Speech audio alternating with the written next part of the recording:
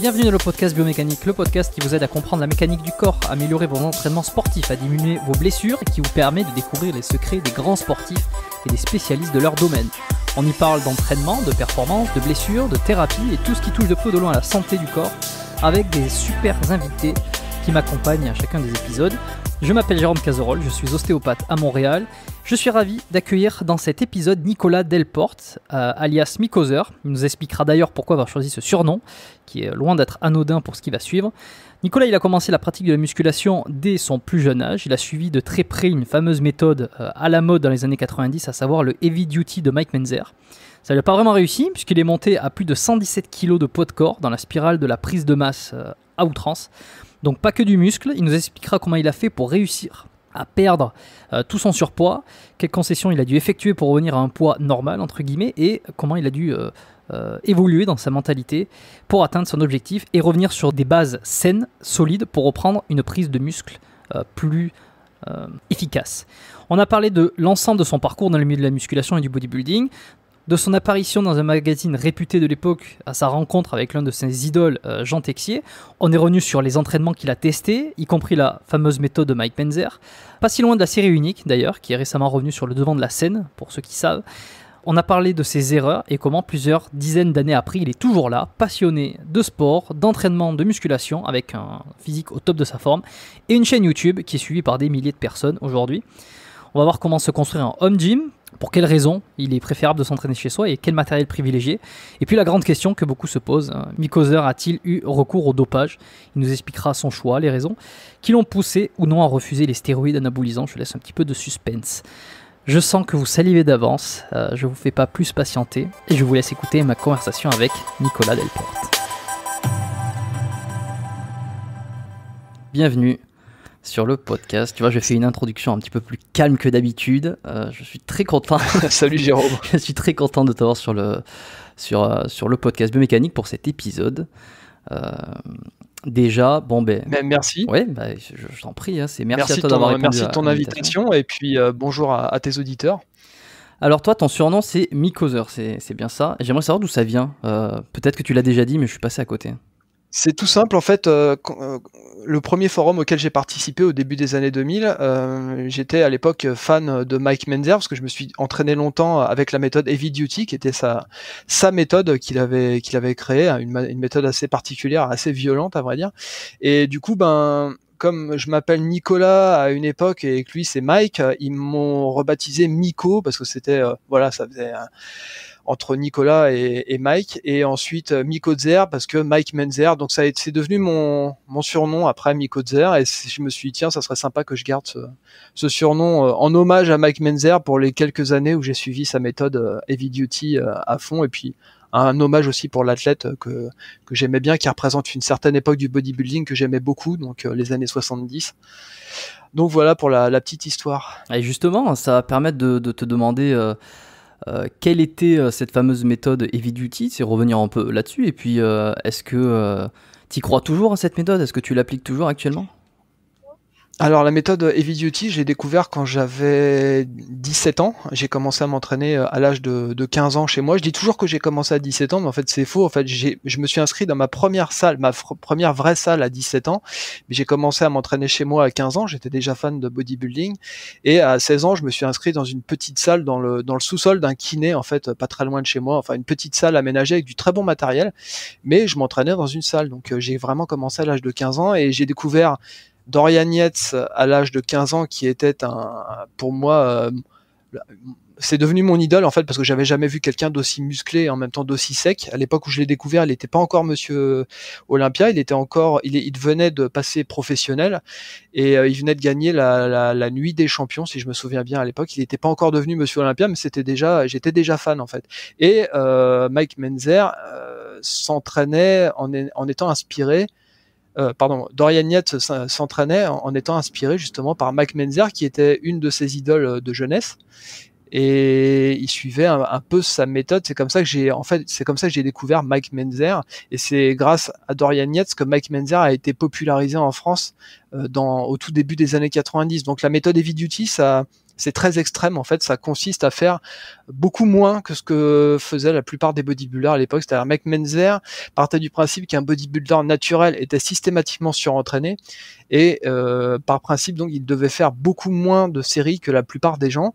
Et donc la méthode Heavy Duty, elle consistait à 3 entraînements de 20 minutes par semaine, une seule série principale par exercice, pas plus de 2 exercices par partie du corps. Donc les entraînements duraient entre 20 et 30 minutes au grand maximum en comptant l'échauffement.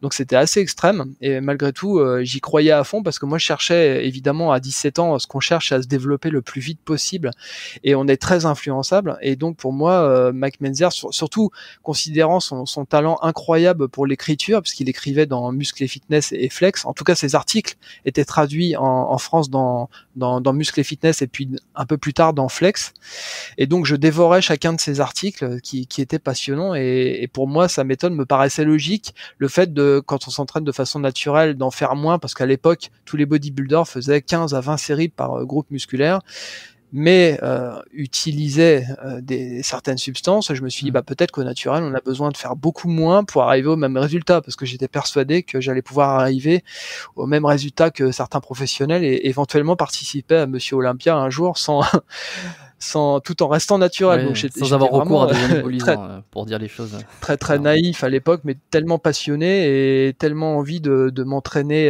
de tout donner pour arriver à ce résultat-là que la méthode Heavy Duty pour moi c'était le top parce que c'était une seule série mais qui devait être amenée jusqu'à l'échec et au-delà, donc avec des répétitions forcées, des répétitions partielles, de la pause repos, donc beaucoup de méthodes d'intensification. Il y avait certains mouvements aussi en unilatéral déjà où on pouvait forcer plus sans connaître exactement la valeur de l'unilatéral ni ce que ça signifiait parce que Mike Menzer, beaucoup plus tard quand j'ai commencé vraiment à bien découvrir la muscu, à m'instruire, j'ai découvert aussi que Mike Menzer avait beaucoup de manque de connaissances, on va dire. Elle a capitalisé sur son parcours et ensuite j'ai découvert bien plus tard, 5 ans plus tard, que cette méthode ne m'amènerait nulle part, mais je me suis quand même entraîné pendant 5 ans en Heavy Duty, ce qui fait de moi en France, je pense pas qu'il y ait beaucoup de gens en France qui se soient entraînés en Heavy Duty 5 années d'affilée. Ah oui, t'as bien tenu, quoi.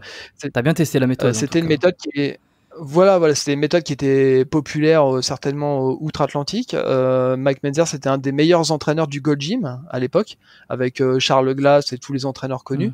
Et moi, j'y croyais tellement à fond et je voulais me donner toutes les chances possibles d'aller au bout de cette méthode. Donc j'ai quand même tenu 5 ans, 5 ans qui ont été difficiles, parce que au début on s'entraîne 3 fois par semaine et puis au fur et à mesure que la progression ralentit, il faut s'entraîner moins, c'est-à-dire qu'on ralentit, on passe à 2 entraînements par semaine. Donc moi je ne rêvais que d'une chose, c'était d'aller m'entraîner. J'étais obligé de freiner mes ardeurs en fait en me disant non, c'est pas bien, il faut que je me repose parce que le repos ça permet de grossir plus vite. Mais j'étais complètement hors des réalités de ce que demande l'entraînement d'un bodybuilder, aussi bien naturel que surnaturel.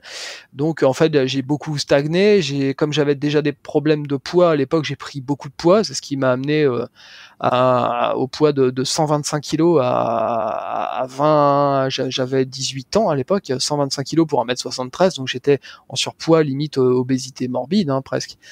Donc c'est complètement l'inverse qu'il m'aurait fallu à l'époque, c'est-à-dire il aurait fallu que je fasse beaucoup de séries, faire du cardio, parce que comme j'avais un métabolisme très lent déjà à l'époque, faire 3 séries 2 fois par semaine et puis passer plus de temps à me reposer qu'à travailler, ça m'a amené en fait en 1997 à une grande désillusion, c'est-à-dire j'étais pas du tout satisfait de mon physique, j'étais plutôt parti à ressembler à un sumo qu'à un bodybuilder et j'étais plus du tout satisfait de ma progression, c'est-à-dire je ne me prenais plus en force puisque Mike Menzer définissait la progression par la progression en force. En fait, il nous écrivait que au fur et à mesure qu'un bodybuilder évolue sur l'échelle de la force, ça lui donnait toutes les chances d'évoluer au niveau du physique. Or, à la fin, on ne se concentre plus que sur la force, toujours plus de répétitions, plus de charges, et puis au final, on devient esclave de sa propre méthode et on finit complètement frustré parce qu'on peut pas progresser tout le temps, c'est pas possible. Mike Menzer, lui, déclarait chaque entraînement devait amener à une progression. Or, on se rend bien compte au fur et à mesure que c'est utopique, c'est surréaliste de vouloir progresser à chaque fois. Au bout d'un moment, on stagne et on n'arrive pas à répondre à cette stagnation parce qu'on ne comprend pas. Moi, je remettais pas en question la méthode et je me remettais moi en question. Donc, au bout d'un moment, je me suis rendu compte que le problème ne venait pas de moi, mais de la méthode. Mais j'ai quand même mis 5 ans à m'en rendre compte, malgré tout. Non, mais c'est intéressant parce que ça t'a permis de l'expérimenter de fond en comble et de pouvoir avoir un retour assez pertinent par rapport à cette méthode. Si je ne me trompe pas, c'est bien la méthode qui disait, enfin qui était dont l'adage était il suffit d'une seule balle pour tuer un éléphant. Non, oui, c'est pas ça. Ce qui fait qu'en fait, il suffit d'un seul entraînement ou une seule série bien localisée sur le muscle. C'était Arthur Jones. Ah, je confonds. Donc en fait, Mike Menzer s'inspirait d'Arthur Jones, Arthur Jones qui a créé la méthode HIT pour High Intensity Training. Et donc Arthur Jones avait inventé la gamme de machines Nautilus, qui étaient des machines un peu avant-gardistes pour l'époque, hein, et effectivement, il avait payé certains athlètes comme Casaviator, Arnold Schwarzenegger, Sergio Oliva pour venir s'entraîner, sachant que c'était un milliardaire le gars, hein, donc il avait les moyens de se faire plaisir, un peu excentrique d'ailleurs, et donc Mike Menzer s'était inspiré justement d'Arthur Jones pour développer en fait sa méthode. En fait, il a rien développé du tout parce que j'estime que la méthode HIT de base est plus efficace certainement que la méthode Heavy Duty. Mais voilà, il est parti. Mike Menzer est parti dans l'extrême en disant la méthode HIT c'est encore du surentraînement alors que les gens ne faisaient qu'une seule série par exercice à l'époque. Donc c'était le one set en fait, la série unique avant l'heure. La fameuse série unique. C'est ça. Donc il y a 2 ans, Frank Ropers a ramené la série unique sur le devant de la scène en fait, ce qui m'a permis d'en reparler à cette époque-là parce que ça avait fait pas mal réagir sur les forums, sur Internet, mais c'est quelque chose qui existait déjà il y a plusieurs années que moi j'ai expérimenté de fond en comble. Donc j'ai exploré les limites de la série unique et même si ça m'a donné des résultats, hein, je peux pas dire que ça ne m'a pas donné de résultats puisque à 125 kg, j'avais quand même une solide base musculaire en dessous, hein, j'avais quand même un sacré dos à l'époque, j'étais massif, mais mon physique n'avait rien à voir avec celui d'un bodybuilder, et surtout, j'avais généré autant de points forts que de points faibles, donc beaucoup de muscles en retard, autant que des muscles en avance, donc mon physique était complètement déséquilibré en fait. Et ça on parce va que pouvoir, je faisais pas assez de séries. Ouais, non mais c'est exactement ça, t'as creusé l'écart, et c'est vrai que plus on creuse l'écart tôt, plus ça devient difficile d'aller compenser les déséquilibres entre points forts et points faibles. Mais on va pouvoir y revenir après sur justement comment a évolué ta pensée et la façon dont tu t'entraînes peut-être aujourd'hui. Juste pour l'anecdote, parce que tu as parlé des machines Nautilus, tu sais que là moi j'habite à Montréal, j'ai récemment changé de salle de sport, de gym où je vais régulièrement puisque j'ai déménagé, et je suis dans un Nautilus Plus, donc c'est une chaîne de musculation ici, et c'est assez drôle de savoir donc que le nom de cette chaîne de salle de sport, Nautilus, correspond en fait au nom des machines oui, c'est ça. J'ai perdu le nom. D'Arthur Jones en fait. D'Arthur Jones, voilà, exactement. Et ce qui est encore plus drôle, je trouve, c'est que moi je m'attendais à une chose lorsque j'ai fait ma séance d'essai dans un Nautilus, c'était à trouver des machines Nautilus. Ils sont tous équipés en Hammer Strength. Ah, ça c'est drôle. Ouais. Mais bon, il y a l'esprit Nautilus sans les machines. Eh ben, je suis rentré et j'ai dit, bon, alors je demandais un peu comment ça se passait, et en demandant, alors je suis même pas sûr d'avoir demandé les machines, je suis pas un grand connaisseur. Mais bon, Nautilus, moi je savais que c'était une marque de machine, hein, en fait, tu vois, sans forcément être un fin connaisseur d'Arthur Jones, de ses méthodes et de tout ce qu'il a fait. Mais je m'attendais à avoir des machines Nautilus, un peu comme on peut en retrouver peut-être chez Gundy, je crois. J'avais vu déjà 2-3 vidéos où il avait des machines Nautilus. Il a quelques Nautilus parce qu'il y avait quand même de très très bonnes machines chez Nautilus, et puis aussi de très mauvaises. Donc moi j'ai jamais pu travailler sur ces machines directement. J'ai travaillé sur des copies de machines Nautilus à cette époque dans la salle où je me suis inscrit, qui était une salle en région parisienne à Chatou dans les Yvelines, pour ceux qui connaissent, une vieille salle de sport qui a ouvert dans les années 60, et il y avait une gamme de machines de marque Piccoli, je crois, des machines très volumineuses, très grosses. À l'époque, on avait encore des salles de musculation, des vrais sans cours collectifs, avec juste des machines. Et c'était des machines qui venaient de la salle de Serge Nubret, de sa salle à Paris, donc des très grosses machines avec c'était pas une résistance par câble mais par chaîne, donc très résistante. Et moi j'ai réussi grâce à une de ces machines, qui est une machine à pullover, à transformer un point faible qui était mon dos à l'époque en point fort, uniquement grâce à une machine, la machine pullover, qui permettait une amplitude de mouvement très élevée, et je crois que c'était de l'ordre de 100, je sais plus combien, 160 degrés, peut-être pas 180, je me rappelle plus, mais on pouvait vraiment contracter les muscles de son dos sans faire intervenir les biceps. Et ça, pour moi, ça a été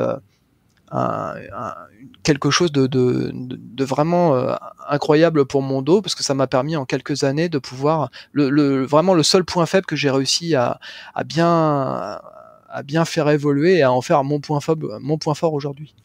Ouais, j'ai un petit peu switché la question habituelle que je pose à tous mes invités, en général en premier. Là, je t'ai demandé un peu d'où venait Mick-Other, et puis ensuite ça nous a permis de développer sur ça, mais on y est un petit peu passé. Est-ce que tu te souviens, toi, ta première expérience dans une salle de musculation? Donc tu as commencé tôt, à l'adolescence, chez toi, mais la première fois que tu as mis les pieds dans une salle de sport, est-ce que tu t'en souviens? Est-ce que tu as vu ça comme le parc d'attractions par rapport à ce que tu avais connu, toi, chez toi? Ah oui, pour moi c'était vraiment le Saint Graal, parce que je m'entraînais chez moi, j'avais tous les muscles et fitness et flex, j'avais juste un petit banc de musculation développé couché avec de quoi faire du leg extension dessus.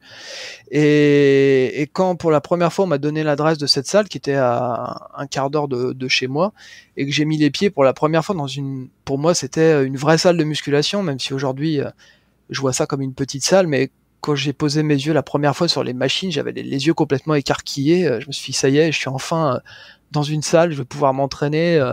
Pour moi, c'était Disneyland, hein, c'était vraiment ou un môme dans un magasin de jouets, quoi. Mais j'ai été étonné, j'étais un peu fébrile, j'étais impressionné par les machines. Enfin bref, je m'en souviendrai toujours. Et alors, est-ce que tu as fait ta fameuse séance Heavy Duty, ou alors tu t'es laissé aller à un petit peu plus de fantaisie et de volume musculaire sur cette séance-là? Je savais pas encore m'entraîner à l'époque, je connaissais Dorian Yates, mais je connaissais pas encore la méthode Heavy Duty, que j'ai découvert un petit peu plus tard, à l'approche de mes 17 ans. Je pourrais plus te donner les dates exactes parce que ça commence à dater, maintenant j'ai 44 ans. Mais à l'époque, je m'entraînais mieux, on va dire, à 16 ans, parce que je faisais plus de séries, plus d'exercices, je faisais ce que le prof de la salle me disait de faire. Donc c'était une approche à l'ancienne, très très classique de l'entraînement, où tu fais un exercice, 4 séries de chaque exercice et plusieurs exercices pour chaque muscle, enfin le classique, quoi. L'entraînement classique. Et c'est intéressant parce que tu as expliqué tout à l'heure que tu es monté haut en poids. On peut dire que tu as été dans la prise de masse à outrance, en fait, parce que j'avais entendu ça dans le podcast de Rudy Koya, où tu étais passé. Vous aviez un petit peu discuté de ça, de ton passé en surpoids, on va dire.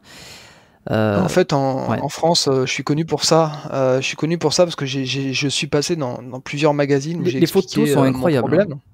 Entre avant et maintenant, c'est oui. fou, je trouve.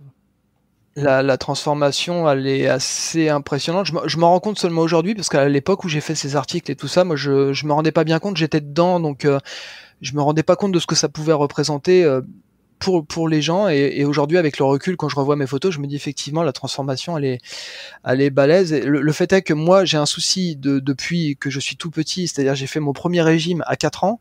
C'est pas commun, c'est pas quelque chose de commun, donc j'ai toujours eu des problèmes de poids. À 10 ans ou 10-12 ans, le médecin de famille m'avait envoyé faire des analyses parce que il comprenait pas, je continuais à prendre du poids année après année, alors que je mangeais pas tellement, pas plus que les autres enfants de mon âge, mais mon corps ne réagissait pas de la même façon, donc je commençais à prendre beaucoup de poids. À 13 ans, je faisais déjà 92 kilos, hein, je suis pas très grand, pour 1m73, c'est pas très grand, et du coup j'ai fait des analyses à l'époque pour voir si j'avais pas de problème de thyroïde. D'ailleurs, on avait évoqué ça dans le dernier podcast chez Share Fitness, et j'ai pas réagi à cette question, justement. Alors j'ai pas eu l'occasion de l'écouter, malheureusement. T'inquiète pas, c'est pas. En fait, j'ai fait des analyses dans un hôpital pendant 3 heures à Paris. On m'a fait des prélèvements de sang, on m'a fait un prélèvement de peau. Enfin, tout ça pour voir si on m'a fait boire un truc à base d'amidon. Enfin, c'était les trucs de l'époque. Hein. On était dans les années 90.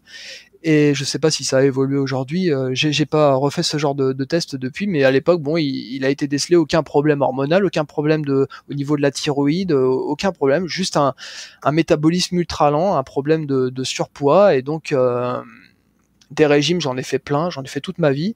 Et puis bah j'ai perdu des dizaines de kilos, et puis j'en ai repris des dizaines parce que bah, j'étais jeune, j'avais pas, quand on est jeune, on pense pas au futur, on pense pas à l'après.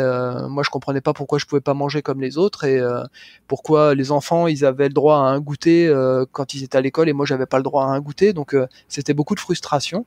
Et puis bah le fait de m'être mis à la musculation, quand j'ai commencé la muscu, je venais déjà de faire un régime, j'avais perdu 20 kilos. C'était quand je me suis inscrit dans ma vraie salle, ma première salle, donc celle de la région parisienne. J'avais fait un régime avant, donc j'étais passé de 94 à 74 kilos. Et quand j'ai commencé la muscu, en fait, bah, le prof il m'a dit, si tu veux progresser en muscu, il faut manger. Et malheureusement, j'avais pas toutes les connaissances en diététique que j'ai aujourd'hui.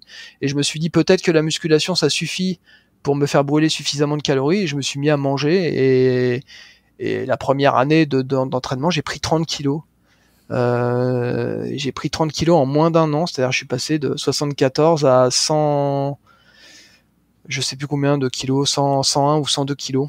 Ouais, tu estimerais donc, combien de kilos de muscles secs à peu près là-dedans? C'est difficile à dire parce qu'en voyant les photos, j'étais déjà tellement gras que c'est impossible de déterminer. J'avais pas l'impression d'être tellement plus musclé qu'un an avant. Peut-être un peu plus, mais c'était surtout une prise de gras. Ouais. Donc, bah, très déçu de cette première année. Puis après, il y a eu le passage Heavy Duty où je m'entraînais pas assez, je faisais pas assez de séries, je me dépensais pas suffisamment. C'est ça, la problématique, c'est qu'il n'y a pas beaucoup de dépenses caloriques, quoi.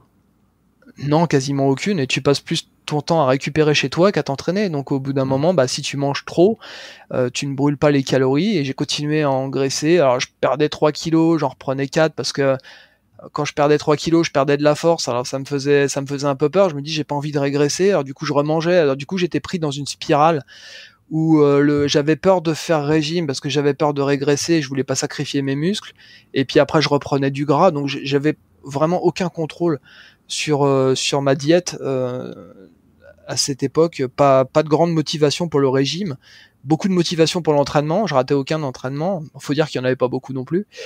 Et du coup, ben, cette spirale, elle m'a emmené en 5 ans, bah voilà, de 74 kilos en 93 à mon inscription en salle, à 125 kilos en 1997, au début de l'année 1997.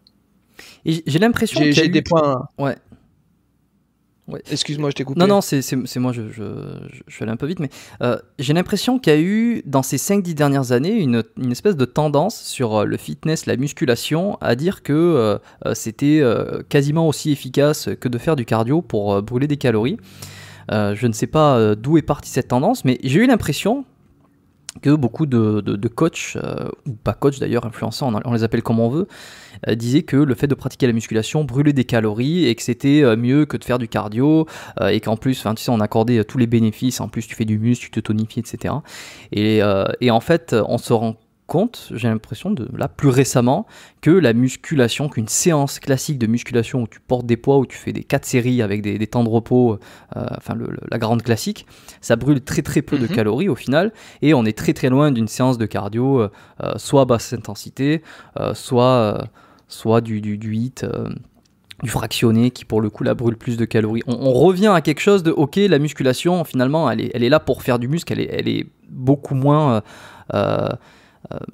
c'est pas une bonne stratégie pour perdre du gras, en tout cas de manière directe. Voilà, c'est pas pour moi aujourd'hui, avec ma façon de penser d'aujourd'hui, c'est pas quelque chose. La musculation, c'est pas complet. Il manque vraiment le travail du cœur, justement, le travail du muscle cardiaque, parce que les charges lourdes, les temps de repos modérés, les charges lourdes, c'est pas forcément ce qu'il y a de mieux à moyen et long terme. Hein. C'est quand même très épuisant. On est obligé de travailler lourd quand on fait de la musculation naturelle parce qu'il n'y a pas 36 moyens de prendre du volume, donc on est obligé de passer par des phases. Je dis pas de faire ça toute l'année, mais des phases de travail lourd, intense. Et si derrière on n'a pas un minimum de travail cardio pour entretenir la santé cardiaque, justement, pour avoir d'autres types d'efforts que du travail à haute intensité en anaérobie avec des séries de 6-8 répétitions, parfois moins, pour moi c'est pas équilibré. J'ai découvert vraiment l'importance du cardio sur le tard, mais à l'époque, dans les années 90, et en partie grâce ou plutôt à cause de Dorian Yates, j'ai surfé sur toutes les méthodes de haute intensité avec peu de séries. Il y a eu beaucoup d'experts autoproclamés à l'époque. Il y a eu Stuart McRoberts, je me rappelle de ce nom, enfin il y en a eu plein d'autres qui ont commencé à dire entraînez-vous moins, diminuez le cardio, vous allez progresser plus vite. Il y a beaucoup de monde qui a surfé justement sur cette mode d'en faire moins, de se dépenser moins et de travailler plus lourd. Donc du coup, cette mode elle est passée vers la fin des années 90 quand les gens ils se sont rendus compte que finalement c'était pas non plus ce qu'il y avait de mieux à faire pour progresser ou pour atteindre ses objectifs physiques. Et au début des années 2000, ça a été tout l'inverse. En fait, on est revenu à du gros volume d'entraînement, à dire aux gens de s'entraîner plus, de faire plus de choses. Et puis il y a eu l'explosion du fitness aussi, des cours collectifs. Ça, j'y ai assisté en direct au milieu des années 90. On a vu tous les salons de bodybuilding se transformer petit à petit pour accorder de plus en plus de place aux cours collectifs, aux activités cardio. Donc il y a eu vraiment une transformation du fitness entre le milieu des années 90 et c'est encore en pleine modification aujourd'hui. Ça évolue en permanence, donc c'est difficile de s'adapter à toutes les tendances. Maintenant il y a le crossfit, il y a beaucoup de choses qu'on peut faire aujourd'hui qui sont des mix cardio muscu. Et donc voilà, moi j'ai surfé un peu sur la mauvaise mode en fait qui ne correspondait pas à mes besoins. Donc effectivement, ça ne m'a pas aidé à mieux contrôler mon poids. Et en 97, j'ai atteint en fait la limite de ce que je pouvais tolérer, c'est-à-dire je me dégoûtais. J'étais très très complexé. Ça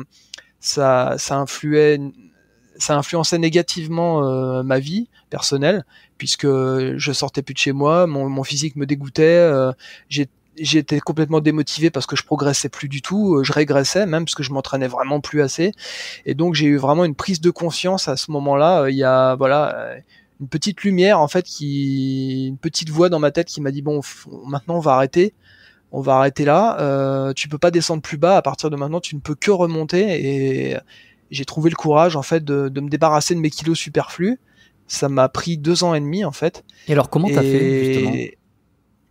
En fait, pour réussir un régime, réussir mes premières semaines de régime, j'ai complètement arrêté la musculation. C'est-à-dire, puisque jusqu'à maintenant, je n'ai pas été capable de perdre du poids sans culpabiliser parce que j'avais peur de perdre du muscle, je me suis dit, je vais complètement arrêter la musculation pour me déculpabiliser et me concentrer totalement sur le régime.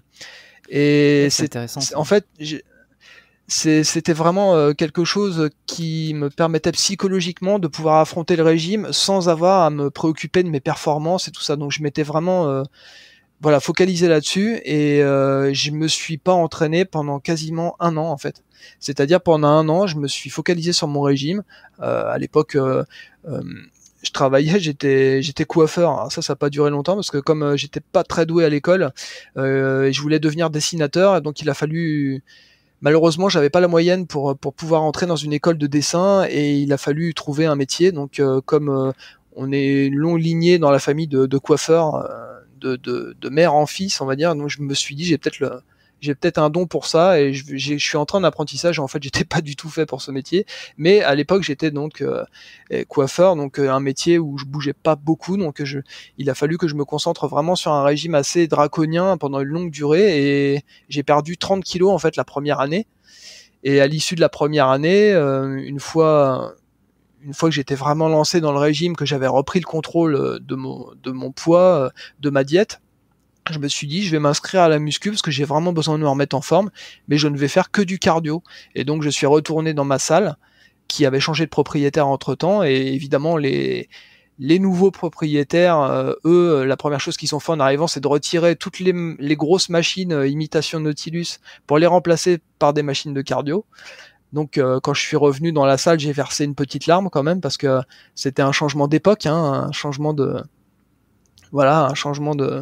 façon de penser le sport. Et donc j'avais accès désormais à des machines, des tapis de course, des vélos elliptiques, des steppers. Et donc je me suis fait plaisir pendant plusieurs mois en fait en faisant du cardio tous les jours. Je m'entraînais tous les jours jusqu'à 3 heures par jour à l'époque, hein. J'étais ultra motivé. Et surtout, j'arrivais dans une phase plateau de mon régime où j'avais beaucoup plus de mal à perdre du poids. J'arrivais dans les graisses de réserve, donc j'étais aux alentours des 90 kilos, mais je devais encore perdre.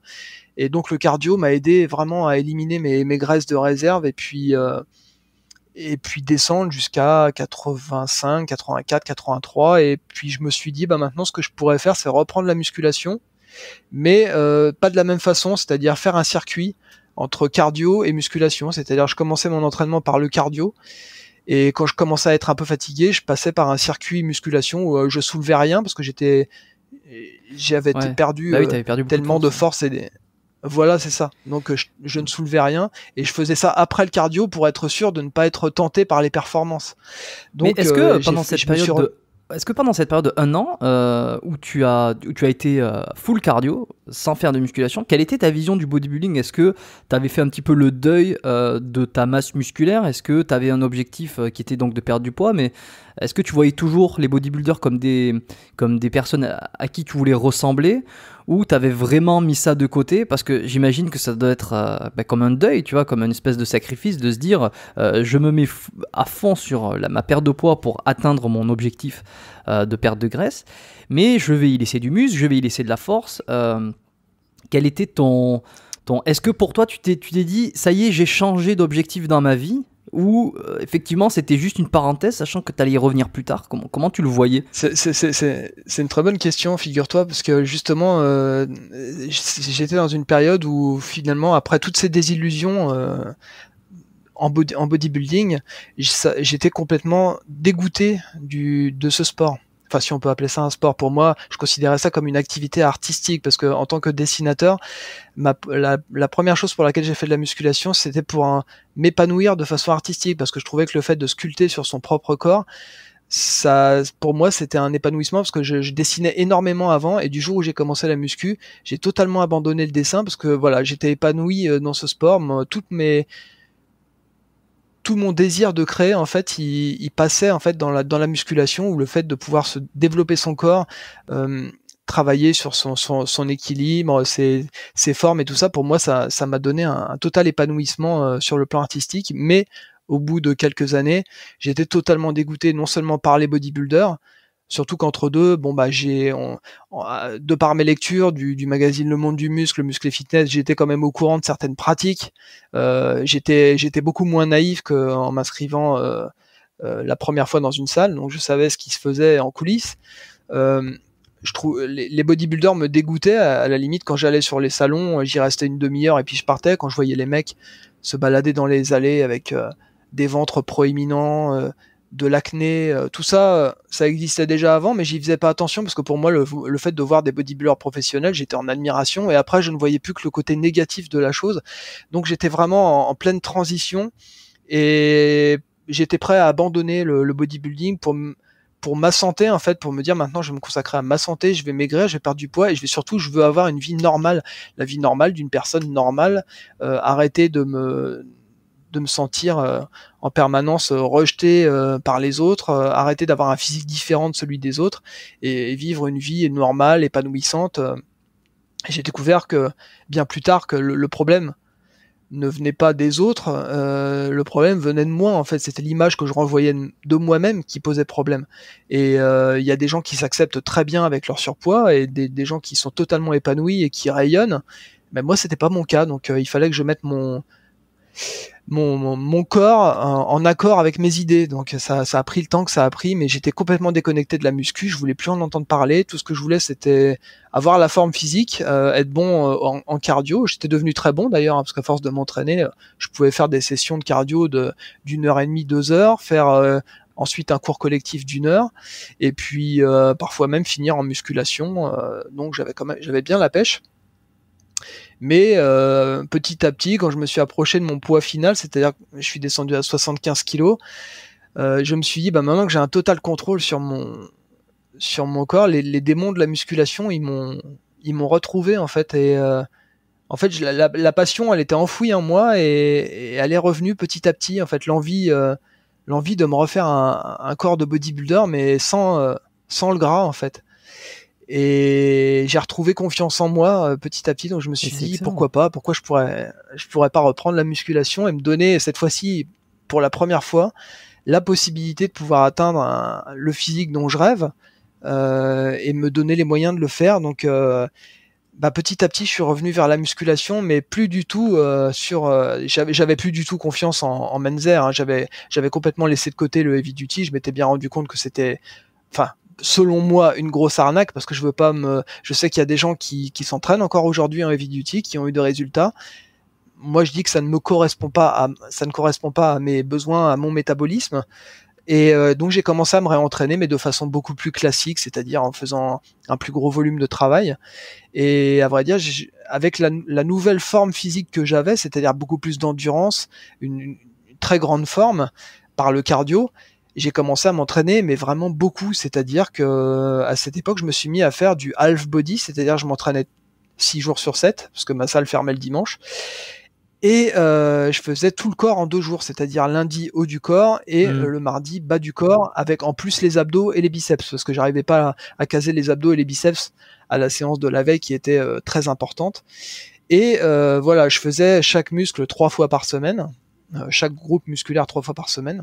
Donc alors, je suis extrêmement curieux, qu'est-ce que ça a donné? Parce que c'est exactement ce que j'ai recommencé moi de mon côté ici. Je suis repassé un espèce de half body comme ça. Et est-ce que t'as explosé? Quels ont été tes résultats, ou au contraire t'as été assez déçu? Ce qui va permettre peut-être moi d'être déçu dans les prochaines semaines. Alors, ce qui s'est passé, c'est que évidemment, la première progression, c'était pas vraiment une progression, c'est surtout du muscle que j'ai repris, que j'avais déjà avant. C'est-à-dire que quand je pesais 125 kg, j'étais massif, et donc ce volume musculaire, il est revenu assez rapidement. Okay. Ça n'a rien à voir avec quelqu'un qui commence la musculation en half body. Moi, simplement, j'ai bien vu que dès que je recommençais à manger un petit peu, mais beaucoup plus équilibré qu'avant, le muscle ne demandait qu'à revenir, même après pratiquement 2 ans sans avoir fait de musculation de façon intense. Et tu avais commencé tellement jeune, je pense aussi que tu avais imprégné, je sais pas si c'est possible scientifiquement, mais c'est un peu comme si tu avais imprégné dans tes muscles leur grosseur. Tu vois, si tu as commencé à 15-16 ans, t'avais développé une super base, j'imagine, musculaire, ou de volume, ou de fibres. Donc c'est ça le truc en bodybuilding, et surtout quand t'es naturel, mais c'est plus tu commences jeune et mieux c'est. Je pense notamment à Rudy Koya, qui a commencé à s'entraîner, il devait avoir 12 ans, voir le résultat auquel il est arrivé aujourd'hui, qui est vraiment impressionnant. Et voilà, plus tu commences tôt, et plus tu peux te faire une base musculaire en étant jeune, et plus tu peux capitaliser ensuite là-dessus pour te donner les moyens de progresser sur la durée, au moins jusqu'à la trentaine, parce qu'après ça ralentit fortement. Et donc voilà, j'ai eu cette chance de pouvoir commencer jeune aussi, et de pouvoir me faire une masse musculaire. Moi ça a mis un peu plus de temps, parce que le heavy duty, ça m'a pas permis de progresser à grande vitesse, on va dire. Ouais, pas à ton mais plein au potentiel, moins c'est ça. Je pense qu'on peut se faire un physique en 5 ans. Moi, pour me faire un physique, ça a pris 9 ans. Donc voilà, on fait tous des erreurs. Aujourd'hui, on a tellement accès à l'information que c'est possible de commencer la muscu en faisant beaucoup moins d'erreurs que moi j'ai pu faire par le passé. Mais voilà, j'ai fait ce que j'ai fait, mais c'était pas pour autant trop tard. J'ai quand même capitalisé sur les acquis que j'ai eu par le passé, et je me suis donné les moyens cette fois en faisant beaucoup plus d'exercices. C'est-à-dire là, je travaillais vraiment tous les muscles du corps à fond, non seulement pour reprendre la masse musculaire que j'ai perdue, mais créer aussi de la nouvelle masse musculaire dans des zones que je travaillais quasiment pas, puisque je faisais tellement peu de séries et tellement peu d'exercices que je ne travaillais pas complètement chaque muscle. Donc là, j'avais intégré des exercices d'élévation latérale, des exercices pour les mollets, des exercices, de développer des exercices de polyarticulaires, des exercices d'isolation, donc c'était vraiment complet. Tout ça dans ton half body à ce moment-là. Ah oui, mais je faisais peu de séries, toujours sur le modèle de la haute intensité, toujours inspiré de Menzer, mais à ma sauce, c'est-à-dire que moi je faisais pas beaucoup de séries de travail, je faisais mon échauffement, je faisais 3 à 4 séries d'échauffement par exercice, et ensuite 2 voire maximum 3 séries, mais avec une intensité élevée, mais pas forcément avec des répétitions forcées, mais j'allais toujours chercher la dernière répétition possible. Quand on faisait du développé couché par exemple, les pectoraux, ça reste aujourd'hui encore mon point faible, c'est un vrai point faible que j'ai galéré toute ma vie pour développer, tout simplement parce que j'ai fait une grosse erreur quand j'ai commencé la musculation, c'est de ne travailler que les épaules et les bras pendant 1 an quand j'ai commencé, ce qui fait que la première fois que j'ai fait du développé couché, j'ai tout pris dans les épaules et dans les triceps, et ça a été très très très dur de rattraper ce point faible, et encore aujourd'hui ça me pose de gros problèmes. Donc voilà, c'est important quand on commence la musculation de travailler, de commencer par travailler correctement tous les muscles, ne pas faire simplement les muscles qui dépassent du t-shirt, et surtout d'avoir un programme équilibré avec des exercices qui travaillent pour travailler tout le corps, et surtout identifier le plus vite possible ses points forts et ses points faibles pour pouvoir les traiter en profondeur le plus rapidement possible. Et ça demande au départ, ça demande d'avoir un bon coach, parce que quand on commence la muscu, on sait pas grand chose. Donc ça demande d'avoir quelqu'un dans son entourage qui s'y connaît suffisamment pour pouvoir nous driver dans la bonne direction. Et ça, c'est pas quelque chose de commun, parce que les personnes qui ont suffisamment de connaissances pour pouvoir t'aiguiller au départ en musculation, elles sont pas très nombreuses. Il faut tomber dans la bonne salle au bon moment et tomber sur la bonne personne. Et ça, c'est pas évident. Donc tout ça pour revenir à ce que j'ai fait à l'époque, c'est-à-dire donc le lundi c'était le développé couché, on faisait du développé couché avec des potes pendant 1 heure, on faisait pas énormément de séries, il y avait des temps de repos très longs entre chaque série, on montait de série en série, on faisait des séries de 6, des séries de 3, des maxi, ensuite on redescendait en charge en faisant du pyramidal dégressif. Tout ça, ça m'a permis de bien développer mes pecs qui étaient vraiment très très plats à l'époque, et je suis passé, à l'époque je pouvais soulever 70 kilos au coucher en maxi, et grâce à ce programme, j'ai pu passer un maxi pas très propre à 130 kilos 2 ans plus tard. Donc une progression vraiment, sachant qu'au maximum que j'ai fait quand j'étais en heavy duty et que je pesais 125 kilos, j'ai dû faire un doublé à 110 kilos. Donc j'étais vraiment pas très fort au pec, sachant que je pouvais soulever très très lourd sur des mouvements de rowing, j'étais plus fort au tirage qu'en poussée. Donc voilà, le mardi c'était le squat, toujours sur le même modèle, monté en pyramidal, des temps de repos très longs. Donc je travaillais avec des gens qui étaient issus du powerlifting, des potes à moi qui s'entraînaient de façon totalement naturelle, mais qui, quand ils étaient jeunes, ont fait de la musculation et de la compétition pour s'amuser. Et à l'époque, dans les années 60-70, la musculation, ça consistait surtout à faire de la force, des mouvements de force, et un peu ce qu'ils appelaient de la congestion, quoi, c'est-à-dire des mouvements d'isolation en série un peu plus longue. Donc du coup, on m'a formé au développé couché, on m'a formé au squat, qui est un mouvement que j'avais jamais pratiqué, je faisais que de la presse. Au squat, j'ai pu monter à 225 kg, faire une répétition à 225 kg. C'est énorme. Je pense qu'il faut rappeler quand même que ce sont des poids qui sont assez énormes, compte tenu de ta taille et de ton poids que tu faisais à l'époque. T'es monté très très haut là en force. Oui, je me rends compte que maintenant, aujourd'hui, ça signifie plus rien, parce qu'on sait plus ce qui est naturel ou ce qui est plus naturel. On voit des mecs qui soulèvent 300 kilos au développé couché. Et du coup, quand on voit un mec soulever 200 kilos, on se dit finalement c'est pas terrible, parce qu'il y a un mec qui soulève 300, mais même soulever 150 kilos au développé couché en maxi, pour moi c'est quelque chose d'énorme. C'est énorme. Moi dans mon ancienne, c'est énorme ici. On se rend plus compte aujourd'hui. On se rend plus compte parce qu'effectivement, c'est ça. Il y a beaucoup de personnes qui peuvent utiliser des produits, ou alors qui sont dans le top des meilleurs. Et c'est ce qu'on voit sur les réseaux. Mais tu vas en salle de sport, personne ne soulève ça. Personne ne soulève ce poids-là. Le problème, c'est la généralisation des produits et surtout leur banalisation qui font qu'aujourd'hui, on peut... tu te retrouves dans une salle avec des mecs qui prennent des trucs, des mecs qui prennent rien. Et aujourd'hui, on voit un 180 kg développé couché comme si c'était quelque chose de normal, alors que pour moi, c'est quasiment de la science-fiction. Moi, dans mon ancienne salle, le record au développé couché, c'était un mec qui avait poussé 170 kg, qui était ultra doué pour ce mouvement. D'ailleurs, même on peut dire qu'il y a une partie de génétique parce que son propre fils, que je connaissais aussi, qui venait s'entraîner, qui n'avait jamais fait de développé couché de sa vie, la première fois qu'il s'est mis sous une barre, il a soulevé 90 kilos. Donc voilà, bon, il y a une génétique, il y a une morphologie, et bon, on est tous doués pour un mouvement et pas forcément pour tous les mouvements, donc il faut l'accepter. Mais 170, pour moi, ça me paraissait déjà le bout du monde, quoi. Pour moi, c'était énorme et c'était considéré comme une performance énorme. Déjà 140 kilos dans ma salle, c'était considéré comme quelque chose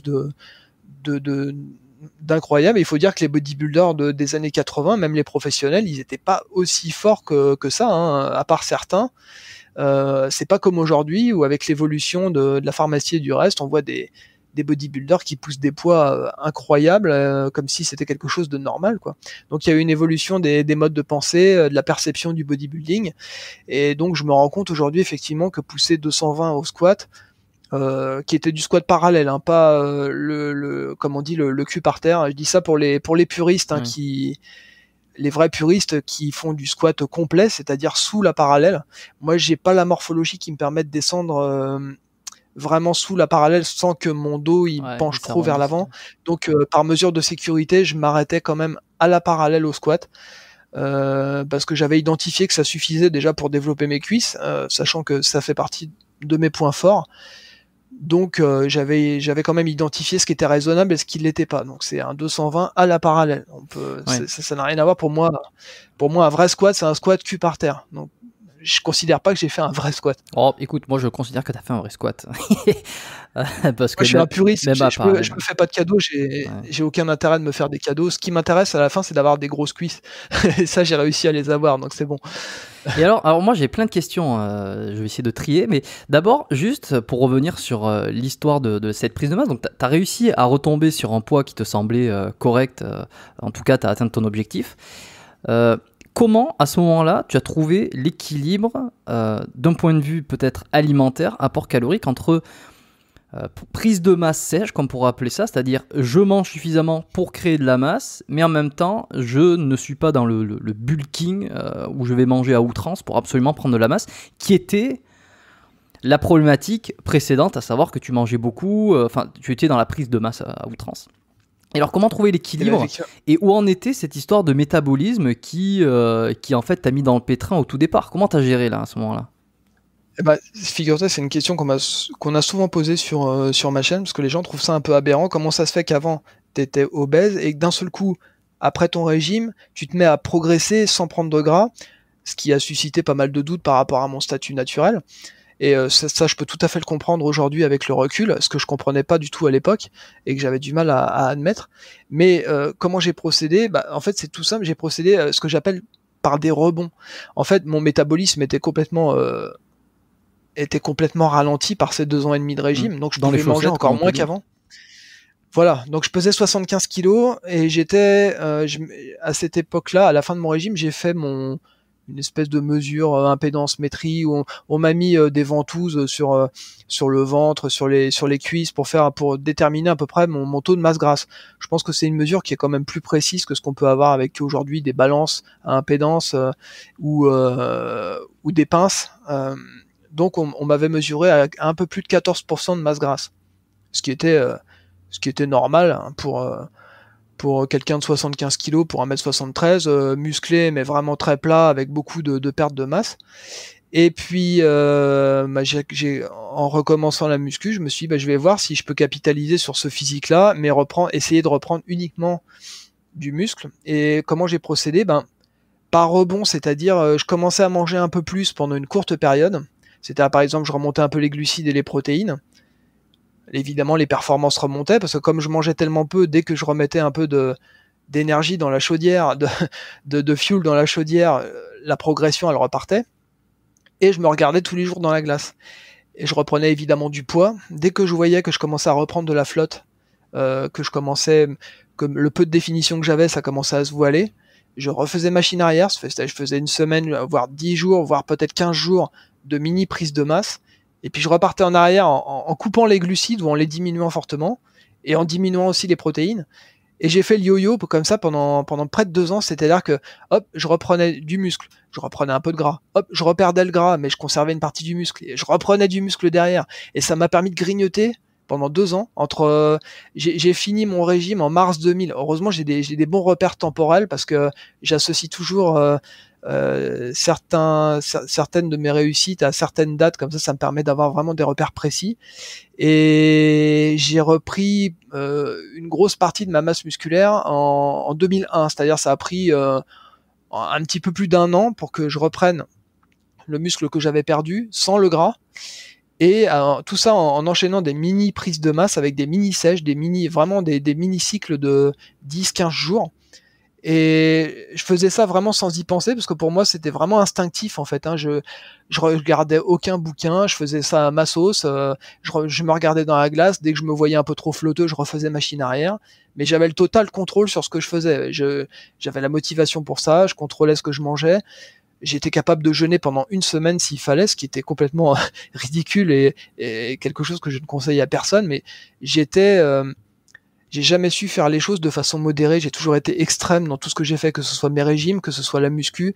J'ai jamais su faire les choses à moitié. Ça fait partie de mon tempérament, même si je suis quelqu'un de très posé, très calme. Mais dans mon approche de la muscu, tout est extrême en fait, que ce soit l'entraînement, la diète. Il y a absolument rien de modéré, sauf mon choix de rester naturel, qui est un choix que j'ai fait très tôt. Parce que en fait, ma passion du bodybuilding, c'est pas le produit fini, c'est toute la construction qui m'intéresse. C'est-à-dire comprendre comment on fonctionne, pourquoi on progresse. Et pour moi, utiliser un produit, c'est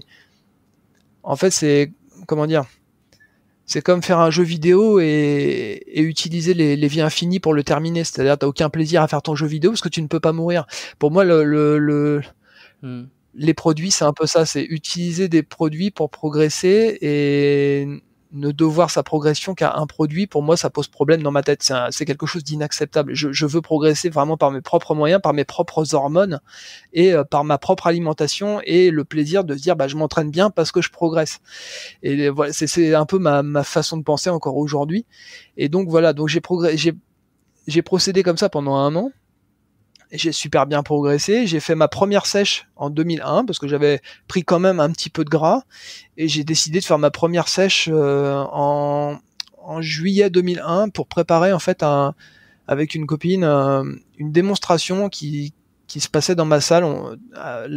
Les nouveaux propriétaires, tous les ans à la période de Noël, ils faisaient une soirée en fait, et puis s'il y avait des artistes, des gens qui savaient faire de la musique ou des gens qui savaient faire certaines choses pouvaient venir faire le show. Et moi j'avais décidé de faire une démonstration avec une copine et c'était un gros challenge pour moi parce que faire une démonstration de bodybuilding en slip devant plus de 150 personnes, sachant que avant je montrais jamais un bout de peau tellement j'étais complexé, c'était un gros challenge et ça m'avait beaucoup motivé. Et donc j'avais commencé à sécher, c'était en juin ou juillet pour être prêt en décembre. Enfin bref, j'étais déjà sec. Alors pour moi les sèches, c'était 600 calories par jour. Je précise parce que c'est quelque chose d'insensé. En gros, c'est ça. Pour moi, une prise de masse, c'est 1500-1600 calories. Et une sèche comme je la voyais à l'époque, c'était 600 calories pendant des semaines. Et je tenais, il n'y a pas de souci. J'avais de l'énergie, je pouvais m'entraîner tous les jours parce que mon métabolisme et certainement mon corps trouvait des moyens de maintenir sa masse musculaire avec ce que je lui donnais à manger, puisqu'apparemment le corps s'adapte au niveau hormonal. Il y a une certaine adaptation aussi, j'imagine. Et j'étais sec, j'étais descendu à moins de 10% de masse grasse, enfin de ce que je me rappelle en septembre, mais j'étais prêt beaucoup trop tôt parce que j'avais aucune expérience. Donc il a fallu que je refasse une mini prise de masse en septembre pour faire une mini sèche entre novembre et fin décembre. Et à fin décembre, j'ai réussi à faire un posing à 75 kg. Donc j'ai déjà posté les photos, mais malheureusement les photos ont été faites le lendemain du show parce que quelqu'un nous avait filmé à la caméra et à l'époque c'était des caméras VHS et la VHS a été perdue. Donc malheureusement j'ai pas de... Oui, t'as pas de vraies photos ou de vraies images du physique que tu avais lorsque tu étais sur scène le jour J, lorsque tu étais prêt à 100%. Je pesais 75 kilos, j'étais vraiment très très sec, puisque quelqu'un qui a assisté à ça, qui m'a connu avant quand j'étais à 125 kilos, et j'en avais parlé à personne de cette préparation, je voulais vraiment que ce soit une surprise. Alors moi qui est blanc, je suis toujours blanc parce que je m'expose rarement au soleil, et là d'un seul coup j'avais mis du tan et tout, j'étais bronzé, les gens ils venaient me voir dans la salle pour me demander si j'étais pas malade, parce qu'ils me voyaient avec les joues complètement creusées, j'avais les veines sur le front et tout, j'étais vraiment très très très très sec, et c'était marrant. Et c'est vrai que le jour du show, quand j'ai fait ma démonstration un peu maladroite, j'avais beaucoup travaillé sur le posing et tout ça, mais ça n'avait rien à voir avec un professionnel, c'était ma première fois. Il y a des gens qui sont venus me dire, je savais pas qu'on pouvait être aussi sec, j'ai vu des muscles chez toi que je ne connaissais pas. Alors pour moi ça a été un beau compliment. D'ailleurs, le patron, un des deux patrons de la salle, était venu me voir en me demandant ce que j'avais pris comme diurétique. Je l'avais regardé en me disant, mais on se connaît depuis 3 ans, tu sais parfaitement que j'utilise pas ces trucs-là. J'avais utilisé, je sais plus à qui j'avais dit ça, j'avais utilisé la tisane à la queue de cerise à l'époque pour sécher, c'était complètement ridicule. Oui, y a pas de grand, et 3 jours, 3 jours avant le show, j'avais cessé complètement de boire t'étais pour me déshydrater au maximum. Complètement déshydraté, mais alors j'étais dans un état après le show. Enfin bref, le lendemain du show, j'étais à 77,5 kg, j'avais déjà repris 2,5 kg, et c'est là que j'ai fait les photos. Donc sur les photos, je suis encore très sec. Mais c'est peut-être mon premier rebond d'ailleurs. J'étais peut-être mieux sur les photos que j'étais la veille, je sais pas. Mais bon, c'était une première expérience. Et puis c'est surtout en 2002 après que j'ai vraiment explosé, parce que là, je me suis donné les moyens de faire une vraie prise de masse. En capitalisant sur l'expérience que j'avais acquis en 2001. Et là, vraiment, je me suis beaucoup entraîné. J'ai pris de la force, j'ai pris de la masse parce que je mangeais plus régulièrement, en fait. Et je faisais moins de périodes de micro-sèche, micro-prise de masse. En fait, j'étais plus longtemps en prise de masse. J'avais un parfait contrôle de mon alimentation, de ma prise de poids, de ma perte de poids. Donc, j'étais vraiment... voilà, j'avais confiance en moi, je savais où j'allais. Et là, je suis passé de 75 kilos juste après le show. Après, il y a eu les fêtes de Noël. Bon, évidemment, j'ai profité un petit peu des fêtes, donc j'ai repris un peu de poids. J'étais monté à 81 kilos. J'étais toujours bien sec. Et puis, petit à petit, 82, 83, 84. Et c'est à ce moment-là que j'ai envoyé des photos de moi avant-après, en fait, au magazine Le Monde du Muscle. Et donc, je me suis dit, bon, je vais envoyer des photos, je verrai bien. Hein. Après tout, si je passe dans le courrier des lecteurs, ça serait sympa. S'ils retiennent pas mes photos, c'est pas grave. Au moins, j'aurais essayé.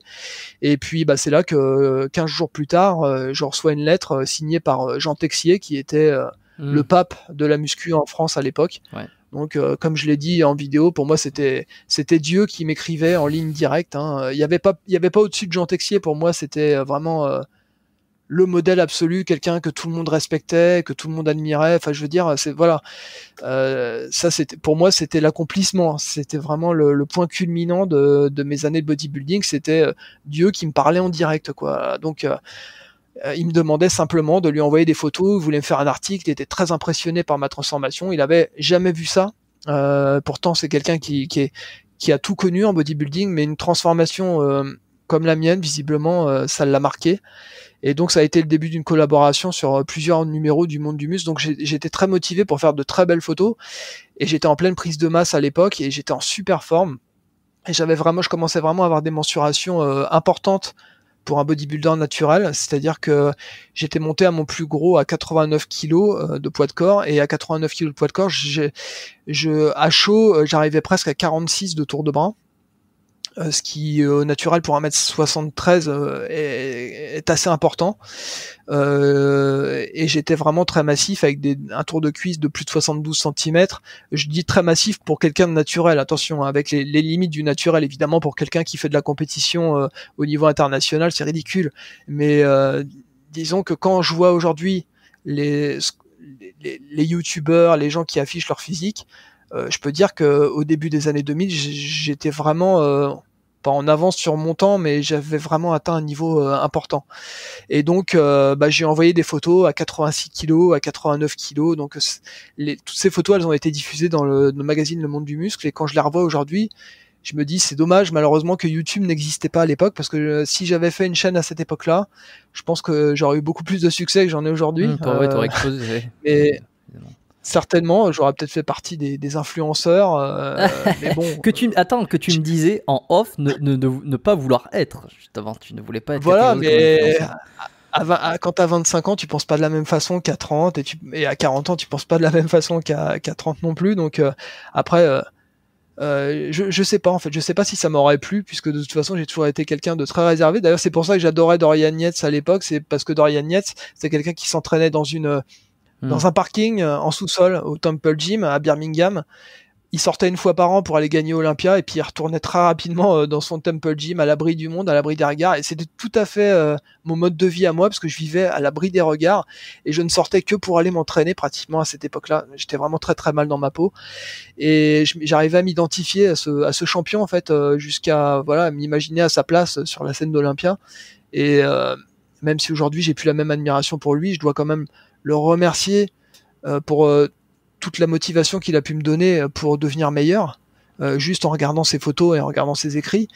Ouais. J'ai quand même une certaine reconnaissance pour beaucoup de gens, dont Jean-Claude Van Damme aussi, qui a été une de mes anciennes idoles et qui a contribué aussi, parce que je voulais, quand j'étais adolescent, je voulais son physique aussi, donc c'est un peu à cause de lui que j'ai commencé la muscu, puis après Dorian Yates a pris le relais. Donc j'ai fait le grand écart comme Van Damme. À l'époque, je m'entraînais au grand écart aussi tous les jours. Tout ça a été des influences très positives. Donc ça fait partie de. Si jamais Dorian Yates ou Jean-Claude Van Damme nous écoutent, alors Dorian Yates, ça m'étonnerait qu'il nous écoute, hein, ou alors il faudrait qu'il ait un traducteur, mais je ne pense pas avoir assez de notoriété pour ça. Jean-Claude Van Damme, malheureusement, je ne pense pas avoir assez de notoriété non plus pour arriver jusqu'à ses oreilles. Mais sait-on jamais. Alors, on sait jamais. Peut-être qu'un jour je l'aurai sur ce podcast. J'aurai des tas de questions à poser. On m'a demandé très récemment d'ailleurs quel est mon invité ultime. J'ai pas réussi à répondre. L'invité ultime que j'aimerais avoir sur le podcast, un petit peu mon top, tu vois. J'ai pas idée, mais peut-être que Jean-Claude Van Damme, effectivement, il parle la langue de Molière, donc. Et je croise les doigts, ça serait formidable. Ça serait génial. Et je lui dirais que j'ai eu Nicolas Delporte, qui était un grand fan de moi aussi, j'ai adoré. Écoute, Jean-Claude, si tu nous écoutes, on t'attend sur le podcast, à Jérôme, donc surtout. C'est quelqu'un qui est très aimé encore aujourd'hui parce que c'est quelqu'un qui a traversé ce qu'il a traversé. Il a eu ses grands moments, ses mauvais. Quand on était fan, on l'a suivi dans les bons et les mauvais moments et on l'a toujours soutenu. Donc, mais parce que ce mec, c'est la manière dont il a dit certaines choses. C'était tellement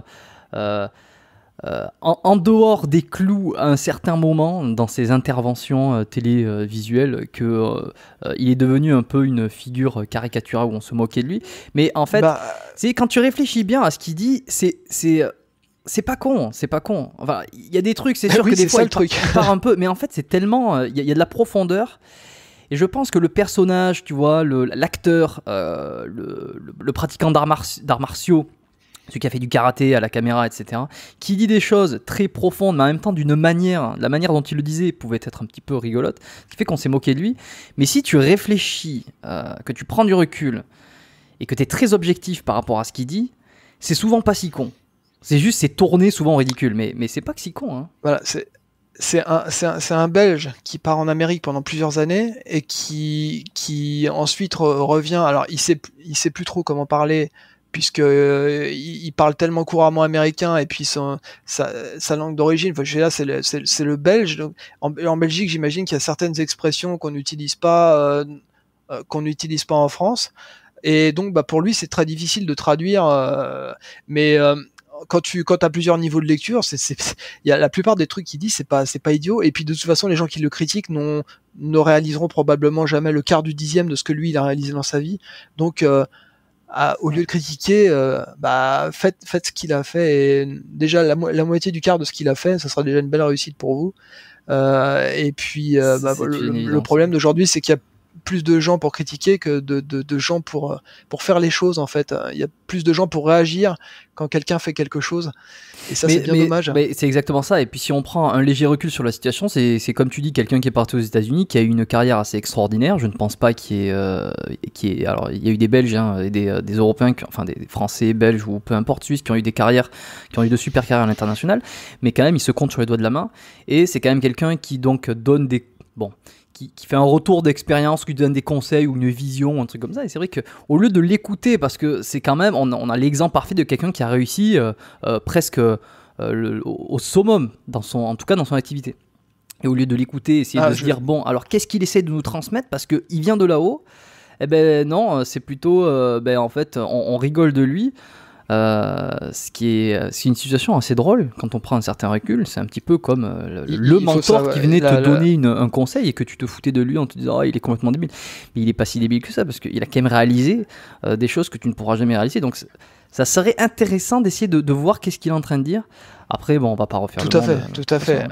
C'est-à-dire que faut savoir un truc, dans les années 80, j'ai quand même grandi dans les années 80. Les années 80, ça a été un peu ma décennie, parce que j'avais 5 ans en 81, donc j'ai vécu les années 80 en étant conscient de ces années-là, et au milieu des années 80, j'étais passionné par les arts martiaux. La muscu, ça m'intéressait pas encore à l'époque, j'étais trop petit, mais mon père était fan d'arts martiaux, donc je m'intéressais aussi aux arts martiaux, forcément, très influencé. Et Bloodsport, quand c'est sorti, c'était un monument, parce qu'il faut savoir qu'à l'époque, quand tu regardais un film en VHS, c'était pas quelque chose de commun. Il fallait la louer. C'était pas encore très répandu. Fallait louer la cassette. Les magnétoscopes, on n'en avait pas encore chez tout le monde. Nous, on venait d'en avoir un. Et Bloodsport, on voyait ça dans le magazine Karaté, tout ça. C'était un film de légende. Et comme on pouvait pas y avoir accès, et ben ça créait un mythe en fait, parce que voir Bloodsport, ça devenait la finalité d'un pratiquant d'arts martiaux, c'est de pouvoir accéder à la VHS de Bloodsport, et voir le Bloodsport pour la première fois, comme moi j'ai pu le voir, c'était quelque chose de monumental, quoi. C'était comme voir un Bruce Lee à l'époque où ça sortait au cinéma, quoi. C'est quelque chose de formidable. C'est ça, j'avais adoré le grand tournoi, moi. Je suis pas sûr que ça soit le meilleur film de Van Damme, mais j'avais adoré ce film-là, et puis Kickboxer aussi à l'époque.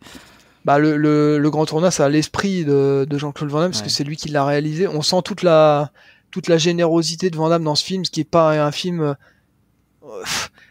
c'est pas très réussi, le scénario. Mais alors, dès qu'on passe à toutes les scènes d'action, de combat, en plus il a réuni quand même un casting assez intéressant. Il y avait Roger Moore dedans, je me souviens, c'était pas rien quand même.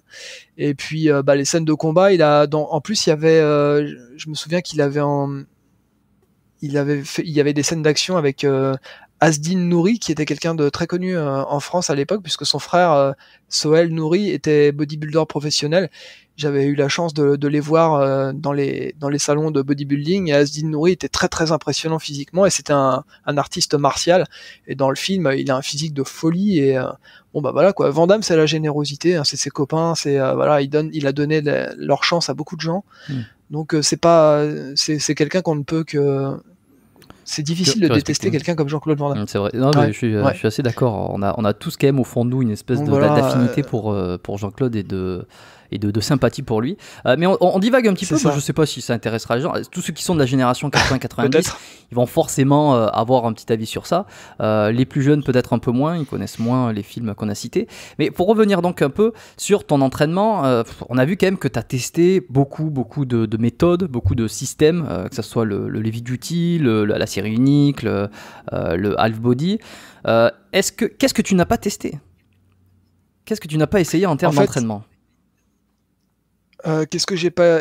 J'ai rapidement identifié en fait ce qui fonctionnait bien sur moi, donc ça m'a permis de ne pas faire certaines méthodes que je jugeais assez inutiles. J'ai vu très vite que je réagissais bien à une intensité élevée, et que j'avais des capacités de récupération assez importantes, vu que j'avais un travail cardio derrière qui m'a permis de justement avant, dans les années 90, quand je m'entraînais en heavy duty, je m'entraînais 20 minutes et j'étais fatigué pendant 3 jours. Après, quand je me suis refait une santé par le cardio, je pouvais m'entraîner 3 heures par jour, tous les jours. Il y a des jours où j'étais fatigué, il y a des jours où j'étais épuisé, mais jamais suffisamment pour me dire je vais pas à la salle aujourd'hui. J'y étais tous les jours. C'était vraiment une mission pour moi, et je m'entraînais 3 heures tous les jours.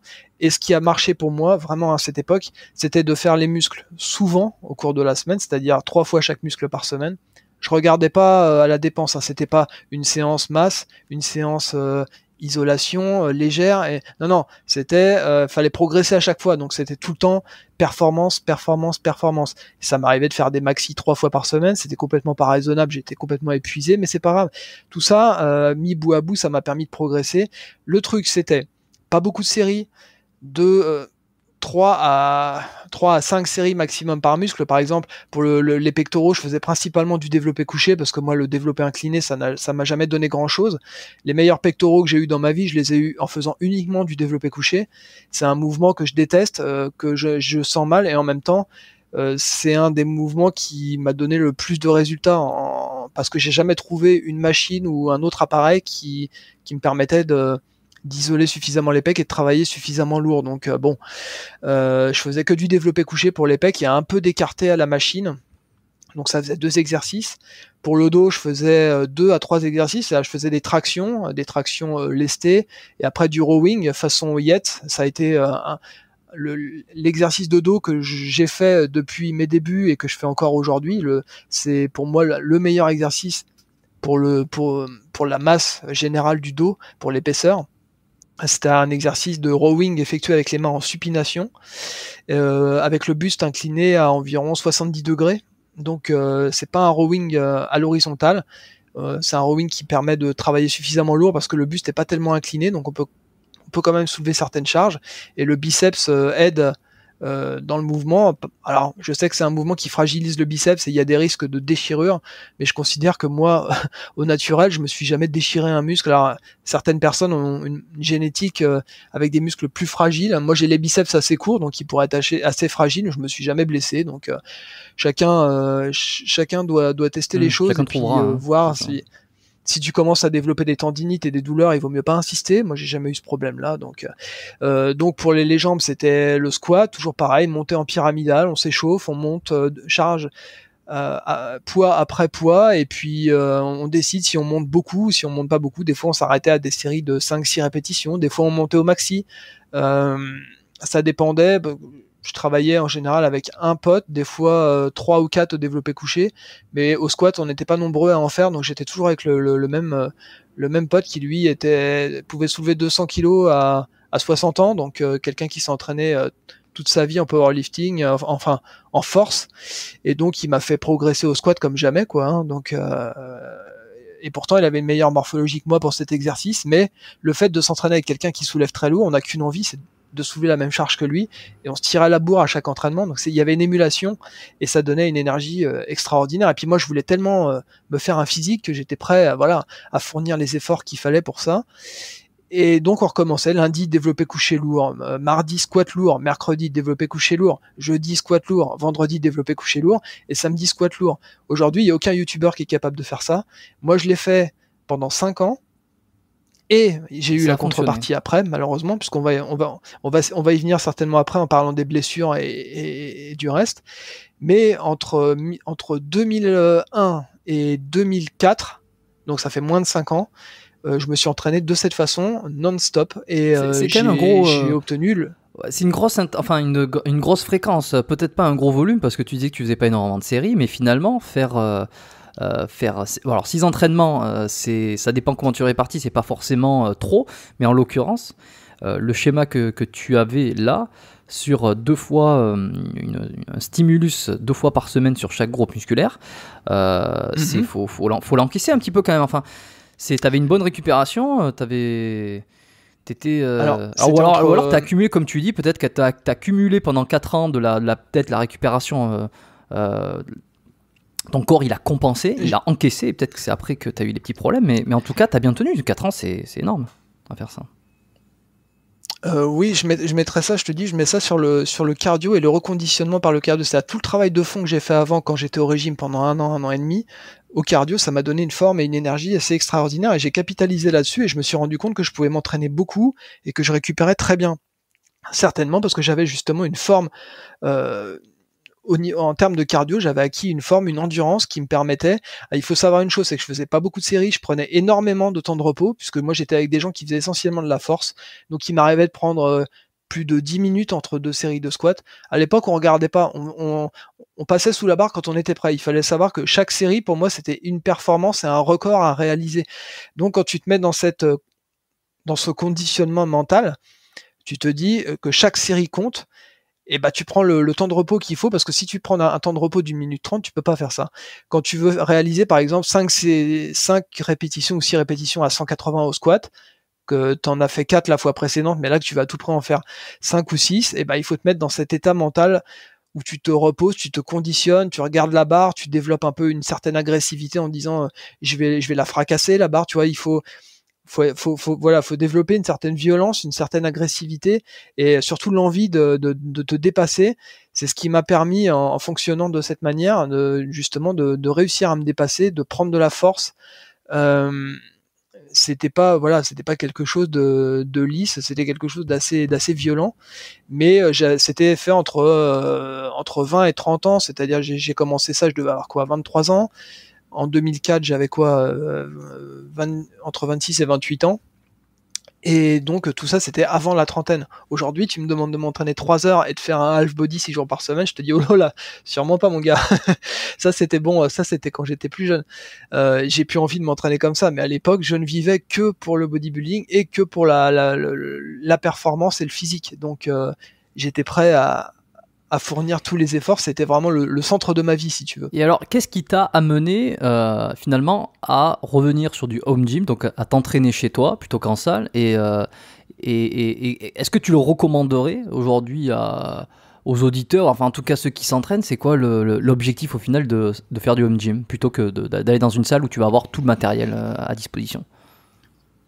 J'ai construit mon home gym en 2016, c'est-à-dire que je me suis entraîné dans la même salle pendant 20 ans, qui était, je considère aujourd'hui, une salle assez hardcore à l'ancienne, c'est-à-dire une salle qui a ouvert en 1964, qui était chargée d'histoire, où il y a plein de champions qui sont venus s'entraîner, même des champions américains, avec des vieilles barres, des barres rouillées. C'était vraiment la salle où tu venais pas t'entraîner pour garder la forme. Il y avait plein de gens qui s'entraînaient dans la salle pour ça, mais il y avait un esprit hardcore, si tu veux, un peu à l'anglaise, un peu à la façon d'Orion Yates, vraiment quelque chose qui te poussait à te surpasser dans cette salle à l'époque.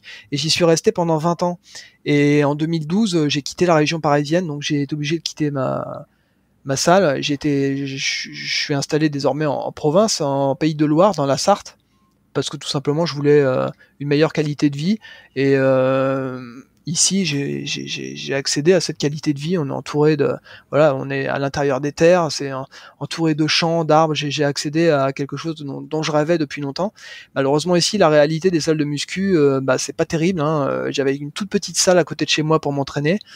J'ai pas réussi à retrouver dans aucune salle l'ambiance que j'avais dans la salle que j'ai connue, et je commençais en fait à utiliser du mauvais matériel, ce qui occasionnait des douleurs, des débuts de tendinite et tout ça. Donc au bout d'un moment, en 2016, j'ai eu 40 ans en 2016, j'ai fait ma petite crise de la quarantaine, une crise de la quarantaine positive, où je me suis dit maintenant je vais créer ma propre salle à moi, avec par rapport à mes besoins d'aujourd'hui. Et c'est là que j'ai acheté ma machine, dont je rêvais depuis 3 ans, parce que j'arrêtais pas d'aller à l'époque, le site de PowerTech, où je regardais la machine en rêvant de l'acheter un jour. Et puis j'ai pu le faire. Et puis j'ai décidé à cette époque-là, je me suis dit, puisque maintenant je m'entraîne chez moi et que je suis pas toujours passionné par la muscu, j'ai envie de partager ça. Donc j'ai créé mon home gym, ouvert ma chaîne YouTube en même temps. Donc ça a été vraiment aujourd'hui je considère que c'était ma crise de la quarantaine, même si à l'époque j'en avais pas conscience. Et pour moi ça m'a permis de récupérer cette ambiance hardcore, c'est-à-dire m'entraîner chez moi sans influence négative, sans être tiré vers le bas par des personnes qui n'ont pas le même rythme que toi et qui ne comprennent pas ce que tu fais. Dans mon ancienne salle, tout le monde me respectait, tout le monde connaissait mon parcours, et tout le monde savait pourquoi je m'entraînais, pourquoi je m'entraînais aussi dur, et ce que je voulais. Et quand je suis arrivé en province, j'ai fait face à une certaine incompréhension de la part des gens qui n'étaient pas calés sur le même rythme que moi, et qui ne comprenaient pas à quoi ça servait de faire ce que je fais, tout simplement. Donc j'ai décidé de m'isoler chez moi, et de vraiment créer ma salle pour récupérer un rythme que j'avais avant, pouvoir m'entraîner comme je le souhaitais, à fond et en toute sécurité, en achetant une machine, tout simplement parce que j'ai fait le tour de ce que je pouvais faire avec le travail au poids libre, aux poids et haltères. Et les retours étaient de moins en moins positifs pour moi. J'étais de plus en plus souvent sujet aux tendinites, aux douleurs diverses et variées. Donc j'ai décidé d'acheter du matériel pour m'entraîner en sécurité. Et c'est là que je me suis tourné justement vers les machines. Et c'est intéressant, sans regret depuis. Ouais, bah, j'imagine, parce que y a beaucoup de personnes qui sont passées au home gym, qui régulièrement y restent. Ce sont des pratiquants qui ont été régulièrement dans des salles de sport, qui ont testé plusieurs machines, plusieurs types d'entraînement aussi, comme ça. Et quand ils reviennent sur du home gym, en général, ils y restent, comme si finalement c'était un peu la finalité du passionné de musculation bodybuilder. On peut faire référence aussi à Gundil, qui s'entraîne chez lui, qui a un home gym absolument dément. D'ailleurs, c'est vrai que je pense que n'importe quel pratiquant n'aurait aucun problème à s'entraîner chez soi s'il avait le même espace et le même matériel. Et par quoi il faudrait commencer pour ceux qui voudraient s'entraîner à la maison, chez soi? Moi, comme beaucoup de pratiquants, on a tous démarré avec un petit banc qu'on a acheté sur le Bon Coin, avec une barre, même pas olympique, hein, une barre pour faire du développé couché, un truc qui tient un petit peu à l'arrache, mais qui tient, des haltères. Mais bon, on voit que ça suffit pas. On s'ennuie vite aussi, quoi. Et qu'est-ce que tu recommanderais? Est-ce qu'il y a des marques? Est-ce qu'il y a des machines? Est-ce que le fait d'avoir une cage qui englobe un petit peu tous les exercices, c'est intéressant ou pas? Parce que toi, tu as dû peut-être le tester, ça aussi. Je recommande à un débutant de s'acheter une cage à squat, un bon banc de très bonne qualité, une barre olympique et des haltères, mais pas des haltères, si le budget le permet, des haltères préchargés si possible, sinon des haltères à charger soi-même, parce c'est vrai que que ça c'est coûte chiant, beaucoup ça. moins cher. Je demande pas aux gens de faire ce que je fais aujourd'hui avec toutes les années d'entraînement que j'ai, parce que ça va faire l'année prochaine, ça fera 30 ans que je m'entraîne. Ce que je recommande aux gens de passer par là où je suis passé, c'est-à-dire commencer avec un travail assez basique, en charge libre, mais assez basique. Je recommande pas aux gens de faire du squat, du développé couché et du soulevé de terre, parce que ne faire que ça génère plus de points faibles que de points forts. Ce que je recommande aux gens de faire des exercices polyarticulaires, mais aussi des exercices d'isolation. C'est important de pouvoir essayer de mettre à niveau le plus vite possible des points faibles éventuels et de les traiter rapidement, et pour équilibrer son physique le plus rapidement possible, parce que le bodybuilding, c'est l'art de l'équilibre, hein. C'est un sport artistique. Vouloir se faire des trapèzes énormes et pas d'épaules, c'est ridicule. Vouloir des gros pecs et rien d'autre, c'est ridicule. La base, c'est d'avoir un physique équilibré, plaisant à l'œil, et même quelqu'un qui n'a pas une belle morphologie, il peut toujours améliorer l'existant. Donc il y a toujours moyen de faire mieux, hein, quoi qu'il arrive.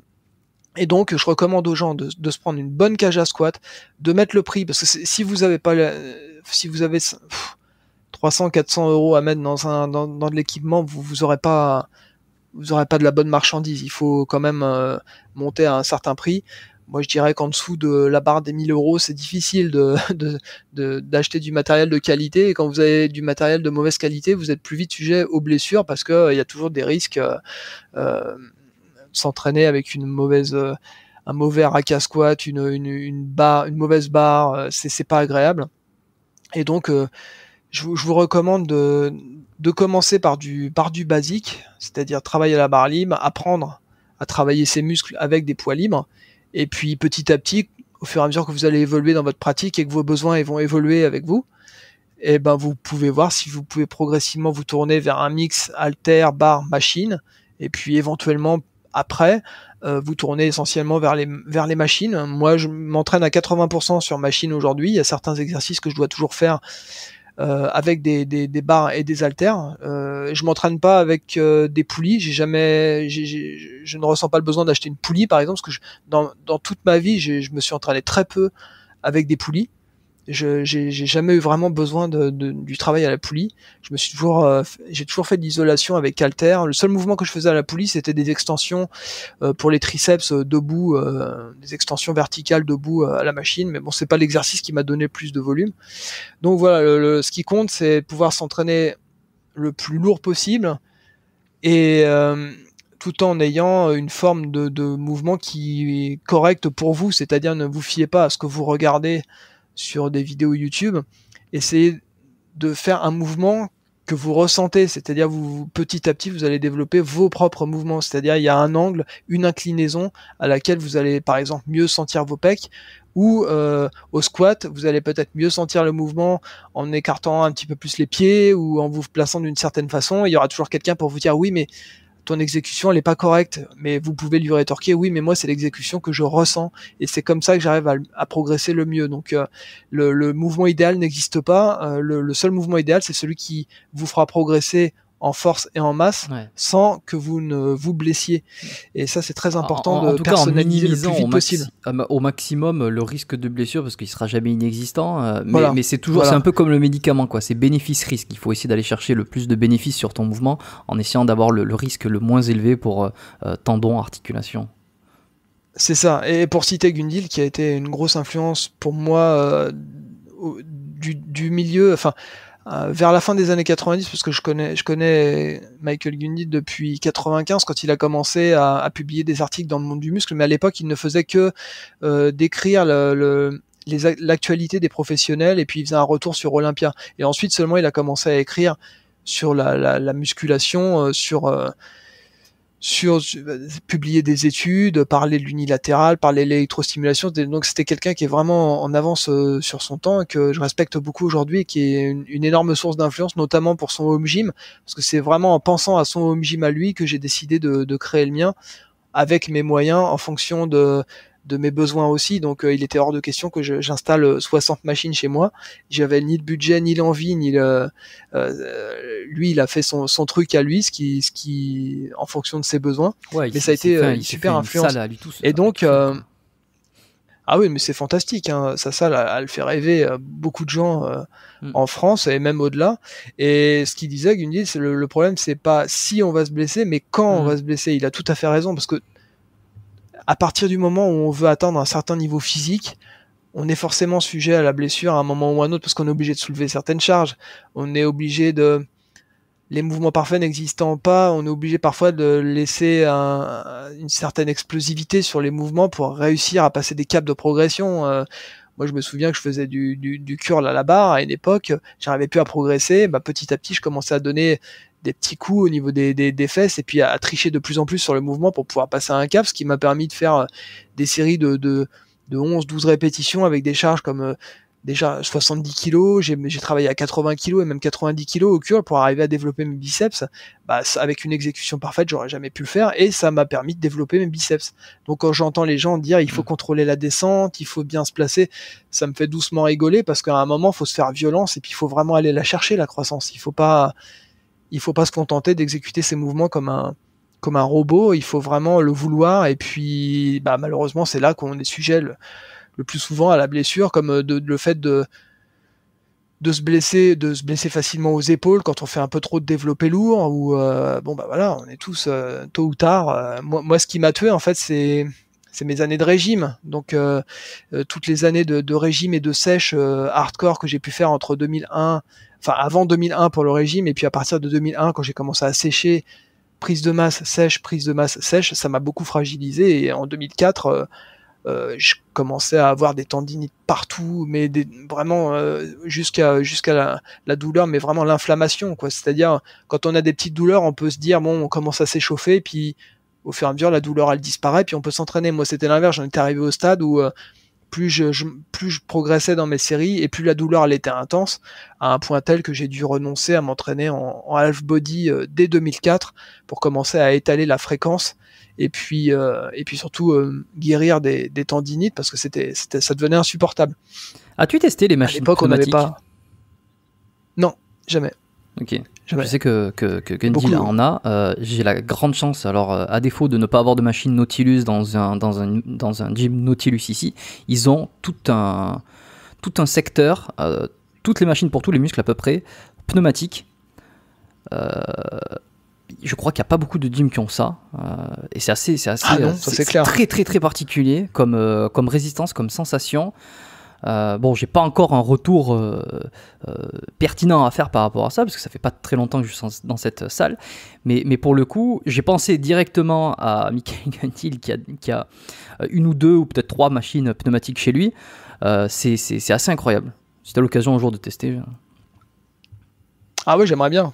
Très sincèrement, ça permet vraiment de faire du travail en explosif assez intense. Et c'est ça, et tu peux faire du travail en excentrique d'une manière hyper sécuritaire, puisqu'il te suffit de t'installer bien, de te caler, de te mettre en position de concentrique, et puis d'appuyer sur la pédale pour augmenter le poids, et jusqu'à que tu retiens la charge au maximum.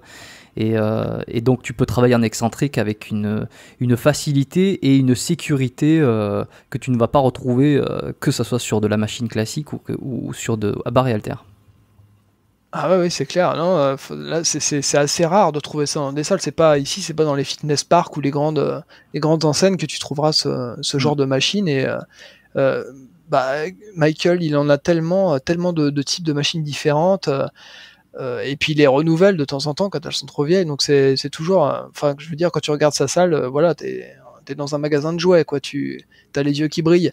Moi je pouvais pas accéder, j'avais pas le budget pour acheter autant de machines, et je me suis concentré en fait sur un tout en un, sachant que je me suis jamais entraîné avec beaucoup de matériel. Moi tu me donnes, à une époque tu me donnais deux chandelles pour placer une barre. Je me suis jamais entraîné avec des barres olympiques, j'ai toujours eu accès qu'à des barres de 10 kilos, donc tu vois, je me suis jamais entraîné avec du matériel conventionnel. Ça m'a pas empêché de me faire un physique. Je me suis entraîné dans des salles pourries et j'arrivais à faire de super entraînements. Moi, ça, c'est pas le matériel qui compte, des fois c'est comment t'arrives à t'en servir, est-ce que tu peux en tirer, mais le fait est que après, quand tu vieillis, tu n'as plus la même approche, t'as plus une approche sécurité et longévité qu'une approche performance pure, sans te préoccuper du reste, hein. C'est normal, c'est le cycle de la vie, hein. Quand t'es jeune, t'es un peu foufou, et quand tu vieillis, bah t'as envie de te préserver au maximum. C'est pas pour autant que t'as pas envie de t'entraîner dur. Mais justement, justement, moi ça permet de faire la transition sur ça, sur le petit dernier point que j'ai envie d'aborder, c'est sur l'histoire des blessures. On voit que tu as changé, donc en tout cas la façon dont tu t'entraînes, tes objectifs, ils ont un petit peu évolué. Qu'est-ce que tu as expérimenté comme blessure concrètement, puisque à un moment donné, les barres et les haltères, en tout cas les machines de piètre qualité ne te correspondaient plus. Tu sentais que la blessure était, tu risquais de te faire mal au tendon. Est-ce que ça s'est manifesté concrètement? Est-ce que tu as eu des tendinites, déchirures, d'autres problèmes peut-être, posturaux aussi, je sais pas? Jamais de déchirure, et je me rends compte que j'ai vraiment une bonne génétique, parce que avec tous les mouvements pourris que j'ai pu faire, les mouvements trichés, bien trop lourds, je me rends compte que j'étais vraiment en titane, parce que y a beaucoup de gens qui s'en seraient pas remis. Et d'ailleurs je sais qu'il y a des gens qui s'entraînent avec moi qui voulaient tester mon rowing Yates, et j'ai cassé plusieurs mecs dans ma salle. Malheureusement je le souhaitais pas, et j'ai cassé des mecs, oui, au niveau du dos. Je le voulais pas, mais ils voulaient absolument tester les mouvements. Et puis bah ils voulaient mettre un peu trop lourd, parce que on est entre mecs, et puis bah il y a toujours cet esprit de concurrence. Moi je leur disais de faire attention, mais bon, voilà, j'ai eu cette chance. Mais malgré tout, tu te rends compte, à force d'enchaîner des mouvements ultra lourds, sans regarder à la dépense pendant 3-4 ans, à un moment j'ai commencé à sentir que je commençais à avoir des petites douleurs aux épaules, des petites douleurs dans les coudes, et puis dans le bas du dos. Et puis je me suis dit à l'époque, ça passera avec la bête, hein, je vais continuer à m'entraîner, ça finira bien par passer.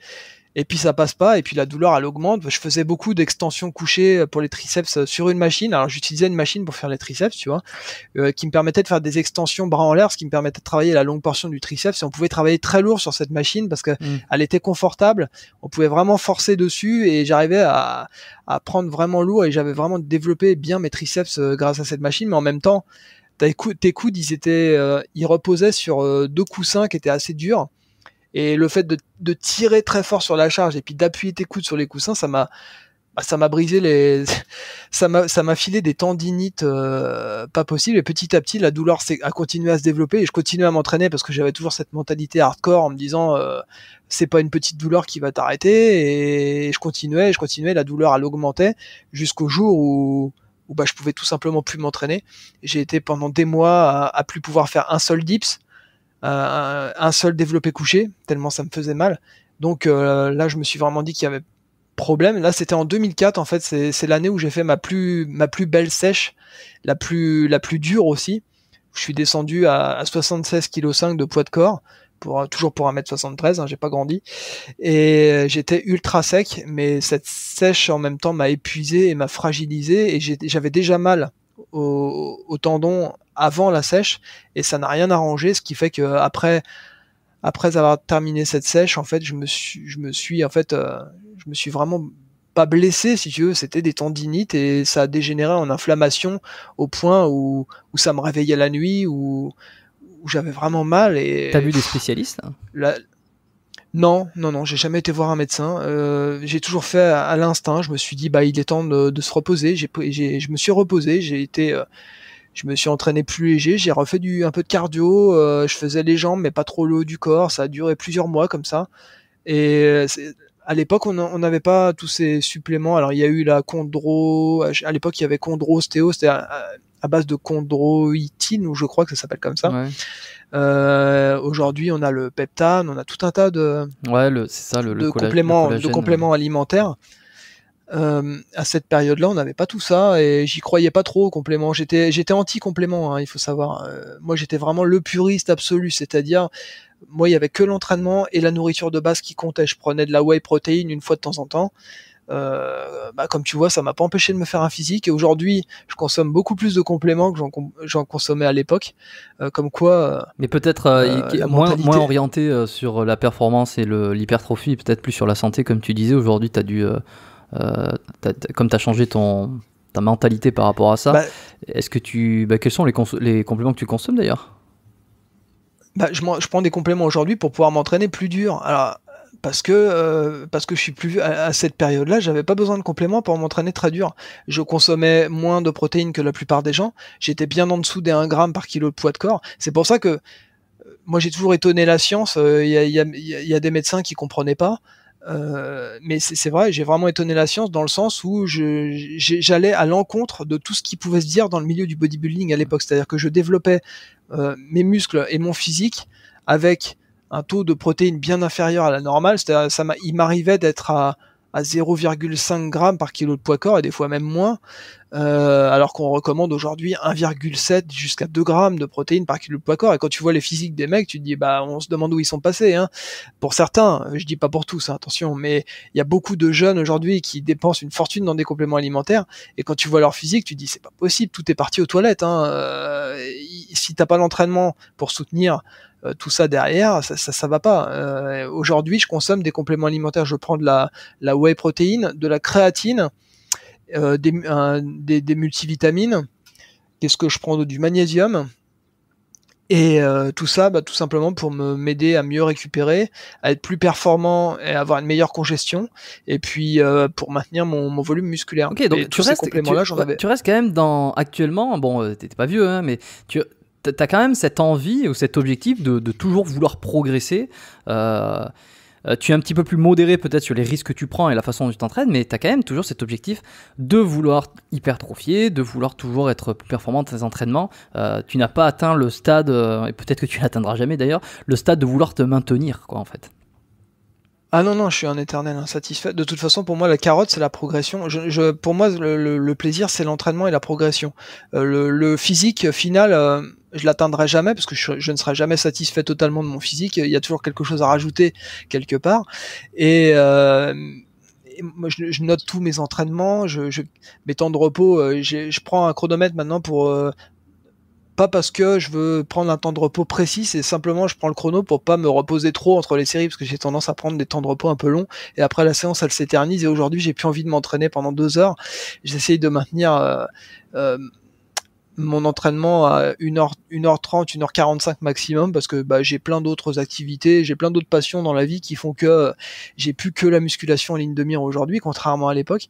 À cette époque-là, par contre, il y avait pas de chrono, il y avait rien. Je faisais une série quand j'avais récupéré de la précédente et que je me sentais capable d'en faire une nouvelle, tout en donnant le maximum d'intensité. Donc des fois ça prenait 10 minutes, des fois même un quart d'heure, ça dépendait, des fois 5 minutes ça suffisait. Enfin bref, aujourd'hui tout est plus mesuré, mais malgré tout j'ai toujours cette envie de progresser, de continuer à évoluer. D'ailleurs sur ma chaîne là j'ai documenté les années passent, on a tendance à, depuis 2012, depuis que je suis arrivé en région sartoise, je me suis laissé un petit peu aller. moi j'aime bien être en société, faire des bonnes bouffes, donc petit à petit, tu te rends compte que tu reprends un peu de poids, tu reprends 1 kilo, t'en reprends un autre. J'étais remonté à 87 kilos en 2007, 2008. Après 2012, je suis remonté, je suis resté dans les 87, 88 kilos, mais j'étais de plus en plus gras. Et puis l'année en 2019, je me suis fait opérer des mains, donc j'ai pas pu m'entraîner pendant quelques mois.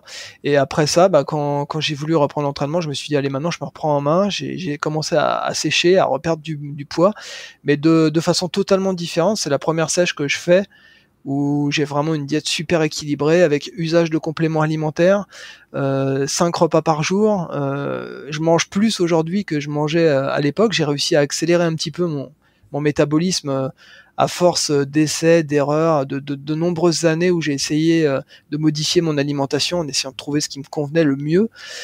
Donc c'est vraiment très personnalisé tout ça. Aujourd'hui, je peux sécher avec 1200, 1300 calories par jour.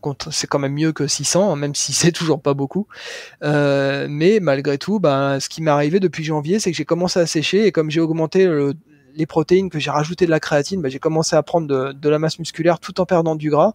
Donc là, cette année, ça a été une année formidable pour moi en 2020, parce que j'ai vraiment, en tant que bodybuilder, j'ai retrouvé des sensations, une passion que j'avais presque oubliée, en fait. Le plaisir de s'entraîner, de pouvoir progresser à nouveau, de refaire des bonnes barres. Et depuis 5 mois, je documente un peu cette progression sur ma chaîne, cette sèche. Enfin, j'ai rien fait depuis 1 mois, parce que là, après 5 mois de régime, et puis d'entraînement intense, je suis quand même arrivé à un niveau d'épuisement qui m'a fait dire qu'il était temps que je freine un peu et que je prenne une petite période de repos avant de reprendre le régime et de terminer. Je voulais descendre à 80 kg. En fait, là, je suis à 81 kg 800 exactement, donc j'ai 1,8 kg à perdre, mais je prends mon temps. Et qu'est-ce qui t'est arrivé au niveau des mains pour te faire opérer ? En fait, j'avais des problèmes pour fermer les mains et tout ça, donc il a fallu opérer au niveau du canal carpien. Ouais. Et des deux mains, donc ça, les années de travail manuel, puis j'ai travaillé longtemps dans la grande distribution, ça n'a rien arrangé, donc plus le travail lourd, je mettais jamais de gants, je mettais des sangles. Évidemment, sur les années. J'ai eu quelqu'un là récemment qui est très jeune, qui n'est pas bodybuilder. Enfin, quand j'ai eu quelqu'un, je parle en rendez-vous en consultation d'ostéo. Quand je dis très récemment, c'est dans les derniers jours. Jeune, qui ne fait pas particulièrement de musculation, mais qui porte beaucoup d'objets, là, en l'occurrence dans son travail, de poids lourds, de sacs, etc. Et il finit par développer un petit peu de tension dans les mains, avec quelques engourdissements dans les doigts, comme ça. Donc, un petit peu un prodrome du canal carpien. Il n'en est pas au syndrome du canal carpien, vraiment, où il y a une compression en devant, mais c'est un truc qu'on retrouve, ça, les maçons beaucoup, et ceux qui utilisent énormément leurs mains, et le fait de serrer beaucoup les mains, les avant-bras. Moi, j'avais assisté à une opération chirurgicale d'une décompression du canal carpien lorsque j'étais pendant les études, et c'est assez plus ou moins impressionnant, mais on voit vraiment qu'ils enlèvent le plus possible de tissu pour décomprimer c'est le nerf médian, il me semble, qui passe juste devant le poignet, pour enlever ces sensations d'engourdissement qu'il y a très souvent les 3 premiers doigts, souvent la nuit aussi, c'est très agréable. Voilà, moi j'ai vraiment attendu le dernier moment comme d'habitude, c'est-à-dire que toujours avec cet esprit kamikaze que j'ai toujours encore aujourd'hui. D'ailleurs, j'ai vraiment attendu qu'il soit presque trop tard pour y aller, c'est-à-dire presque de plus pouvoir fermer les mains. Et du coup, j'ai mis un certain temps pour m'en remettre. J'étais un peu au fond du trou en 2019. Je pensais que pour moi, le bodybuilding, ça allait être fini, qu'il était temps que je passe à autre chose. Enfin, j'étais vraiment dans une période un peu sombre où je me rendais compte que finalement, j'étais un simple mortel comme tout le monde, et que j'étais sujet aux mêmes problèmes que les autres. Et que, voilà. Et puis, en 2020, je me suis dit, tout ça, finalement...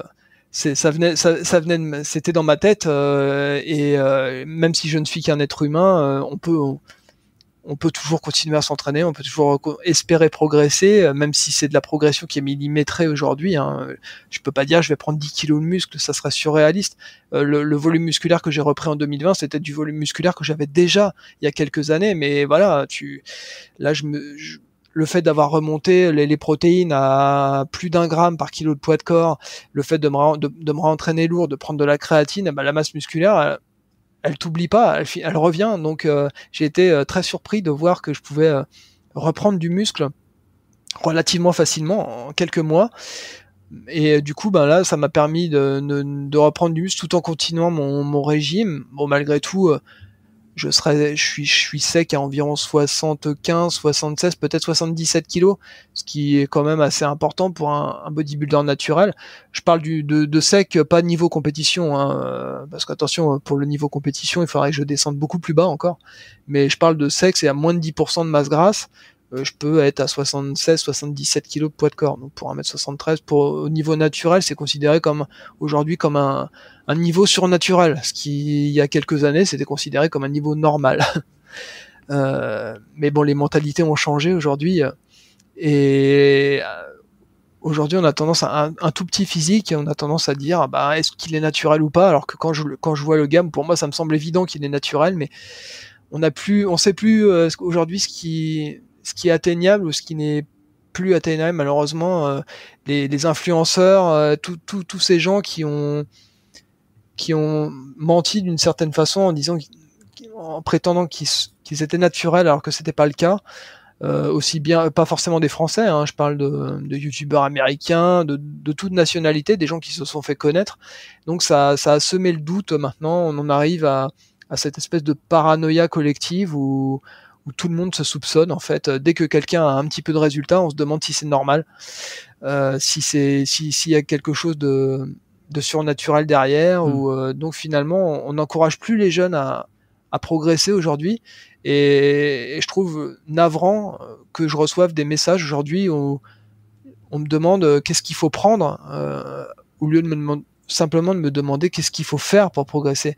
Les jeunes ne voient la progression en musculation que par une prise de complément ou une prise de produit et ne s'intéressent pas à l'entraînement. D'ailleurs, quand ils vont à l'entraînement, ils emmènent leur smartphone.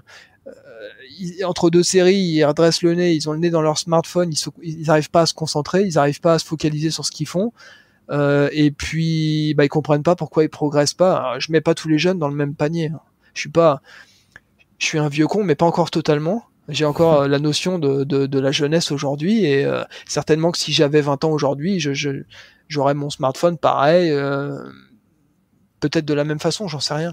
Mais je te rejoins sur cette idée-là. C'est vrai que le tout rapide, le tout très vite, c'est quand même le mal actuel, contemporain, si on veut que ça aille très vite. Et effectivement, bon, il y en a certains qui ont participé à semer le doute sur tout ce qui est les progressions qu'il est possible d'atteindre, naturellement ou pas. Après, il y en a qui pensent que le débat ne se situe pas là. J'ai fait quelques épisodes, pas beaucoup non plus sur tout ça à l'intérieur du podcast, mais je trouve en tout cas que ton témoignage, si on peut appeler ça comme ça, est au-delà d'être authentique et donne de l'espoir, en tout cas à la musculation, au culturisme naturel. Quand je dis naturel, c'est sans produits dopants, mais aussi quelque chose de très terre à terre, de très logique, comme tu l'as expliqué. Hein. Tu as testé des méthodes, tu as expérimenté énormément de choses, et puis tu as une mentalité à vouloir progresser, à toujours être dans le game, même après 40 ans, là où souvent on entend dire que c'est un peu la fin des haricots. Non, pas tellement, et puis il n'y a pas que non plus le gain de masse musculaire à fond. La progression, de toute façon, elle se fait sur tous les aspects. J'ai été très content de te recevoir pour cet épisode. C'était très, super, très content de participer. J'avais prévu des questions qui n'ont pas été abordées, mais ça a permis de tourner sur des sujets que je n'avais pas encore trop tourné sur le podcast, beaucoup plus orientés sur l'entraînement, les méthodes, etc. Et donc, je suis ravi pour ça. Et j'ai pour habitude de terminer chacun des épisodes du podcast avec 3 petites questions de fin, assez rapides. La première question, Nicolas, est-ce que si tu revenais 10 ans en arrière, quel conseil tu aurais besoin d'entendre? Alors, on peut peut-être dire 20 ans en arrière pour le coup. Quel est le meilleur conseil que tu aurais besoin d'entendre, s'il n'y en avait qu'un seul? De travailler encore plus dur. Parce que il y a 20 ans, j'aurais été incapable de recevoir un quelconque conseil me demandant de modérer mes efforts. Donc, j'aurais préféré encore quelqu'un qui me pousse encore plus loin. J'aurais aimé connaître quelqu'un qui me pousse dans mes limites les plus extrêmes, parce que je pense avoir connu mes limites les plus extrêmes en termes de résistance à l'alimentation, à l'entraînement, mais on peut toujours aller plus loin, et si c'était à refaire, je me serais entraîné encore plus dur. Okay, et essayer d'atteindre un niveau encore plus élevé. Deuxième petite question, est-ce qu'il y a eu un modèle ou un mentor particulier qui peut-être t'influence encore aujourd'hui, mis à part Mike Menzer peut-être, qui t'a même influencé jusqu'à ton pseudo? Aujourd'hui, je ne retiendrai que Jean Texier et le patron de ma première salle qui s'appelait Michel Deslauriers. C'était des gens c'était des gens d'avant qui étaient d'extrêmes passionnés, et des gens qui m'ont extrêmement motivé, poussé vers le haut, et me donner des conseils très judicieux, même si j'étais trop jeune pour les entendre et les accepter. Voilà, aujourd'hui, je leur rends hommage parce que je me rends compte que tout ce qu'ils m'ont dit à l'époque, c'était vrai. Et enfin, troisième et dernière question, est-ce qu'il y a un livre qui, toi, t'a particulièrement marqué, que tu aimerais recommander? Et ce n'est pas une obligation de citer un livre de bodybuilding. Alors, ça sera pas Heavy Duty. J'ai pas acheté tellement de livres. Je recommande tout simplement la méthode de Lavier, particulièrement la 2. Un des livres les plus utiles que j'ai pu lire. La 1 pour les débutants, et la méthode de Lavier 2 pour avoir l'ensemble des informations. La 3 vraiment pour des pratiquants chevronnés qui ont plusieurs années de musculation, qui veulent des informations complémentaires, mais la méthode de Lavier 2, ouais, très bien. Je te rejoins parfaitement là-dessus. Je laisserai la référence du livre dans les commentaires, mais je pense que les gens n'ont pas nécessairement besoin de dérouler les notes pour aller taper méthode de Lavier 2 sur Google s'ils ne connaissent pas. Et puis s'ils connaissent et qui ne l'ont pas lu, on les encourage à lire, surtout si vous aimez l'entraînement, que vous voulez améliorer un peu votre condition, votre masse musculaire. C'est vrai que c'est pas mal. Je rajouterai aussi, j'en ai déjà parlé dans des précédents épisodes, le guide de mouvement de musculation, qui pour le coup, si on est complètement débutant, je trouve ça, c'est moins sur la programmation de l'entraînement ou comment faire une méthode, comment faire sa méthode en fait, mais sur la réalisation des mouvements et sur la compréhension de l'anatomie, j'avais trouvé ça très très pertinent. Je l'avais lu après mes études d'ostéo, donc j'avais on va dire des connaissances en anatomie déjà là, et je l'avais trouvé très très pertinent, et j'avais appris des choses moi aussi sur certains mouvements, sur les angles, tu vois. Ouais, t'as tout à fait raison de le préciser, de le recommander, parce que c'est vrai que c'est un livre très complet, et vraiment c'est très bien détaillé, et il y a tout ce qu'il faut dedans pour un débutant. Oui. Nicolas, si on souhaite te retrouver, je vais laisser ta chaîne YouTube dans la description de l'épisode en question. Est-ce qu'il y a d'autres endroits où on peut te suivre, ou peut-être te contacter, ou enfin je sais pas si tu veux que les gens te contactent. Non, en fait j'ai tous les liens pour me retrouver sur Instagram, parce que j'ai plus les adresses en tête. J'ai Facebook, Instagram, et puis YouTube en fait, pour les gens qui veulent. Ok, tu sais que je ne t'ai pas trouvé sur Instagram, je message. Crois. Je vais vous faire un compte, mais je mets quasiment pas de photos. Je suis vraiment pas quelqu'un des réseaux sociaux, donc c'est pas là que tu trouveras le plus d'informations. Plutôt Facebook. Ok, parfait. Bon, je laisserai ça. C'est Nico Delportzer, je crois. C'est Niko Delporte, Delporte, ZER. Super. C'est très compliqué mon nom. Ah, très très compliqué. Je te remercie d'être passé sur le podcast. J'espère Merci à toi. À très bientôt. Si je repasse par la France, pas très loin, je n'hésiterai absolument pas à te contacter pour peut-être se voir tu veux. En direct live, comme on dit. Avec plaisir. Avec plaisir. Un dernier message à vouloir faire passer, ou une dernière chose, où on a fait un bon tour. Croyez en vous, et ne croyez pas tout ce qu'on vous raconte, et essayez d'atteindre vos propres limites, et croyez en ce que vous faites, et travaillez très dur dans tout ce que vous faites dans la vie. Ça pourra toujours porter ses fruits un jour ou l'autre. Merci Nicolas. Merci à toi. Merci d'avoir écouté cet épisode jusqu'à la fin, et merci beaucoup à Nicolas d'avoir participé au podcast et d'avoir partagé son expérience et tout son parcours dans le milieu du bodybuilding. Si vous avez apprécié cet épisode, n'oubliez pas de laisser un petit commentaire sur l'application Apple Podcast pour donner votre avis. Vous pouvez aussi mettre une évaluation de 5 étoiles. Le mieux est de faire les deux, un petit avis 5 étoiles avec un commentaire. Vous me dites quel genre d'épisode vous préférez, les raisons pour lesquelles vous écoutez l'émission. Est-ce que vous l'écoutez chaque semaine? Est-ce que vous l'écoutez de temps en temps? Et qu'est-ce qui vous plaît à l'intérieur? Je suis très curieux de savoir et d'avoir de nouveaux avis pour tous ceux qui ont découvert le podcast récemment, justement. Et puis si, comme Nicolas, vous pratiquez la musculation ou un autre sport, on n'est pas discriminant, que vous souhaitez optimiser vos entraînements, diminuer vos douleurs, si vous êtes intéressé par améliorer votre santé ou même comprendre votre mécanique, qui est un peu l'objectif de ce podcast par ailleurs, vous pouvez rejoindre la lettre biomécanique. Ce sont mes emails privés. Vous rentrez un petit peu dans ma liste de contacts privés. J'en dis pas plus, pour les plus curieux, c'est le premier lien qui est dans la description de l'épisode. Vous pouvez cliquer dessus et aller faire un tour sur la page d'inscription. Merci à tous pour votre fidélité. Je vous dis à la semaine prochaine dans un nouvel épisode du podcast Biomécanique. Bye.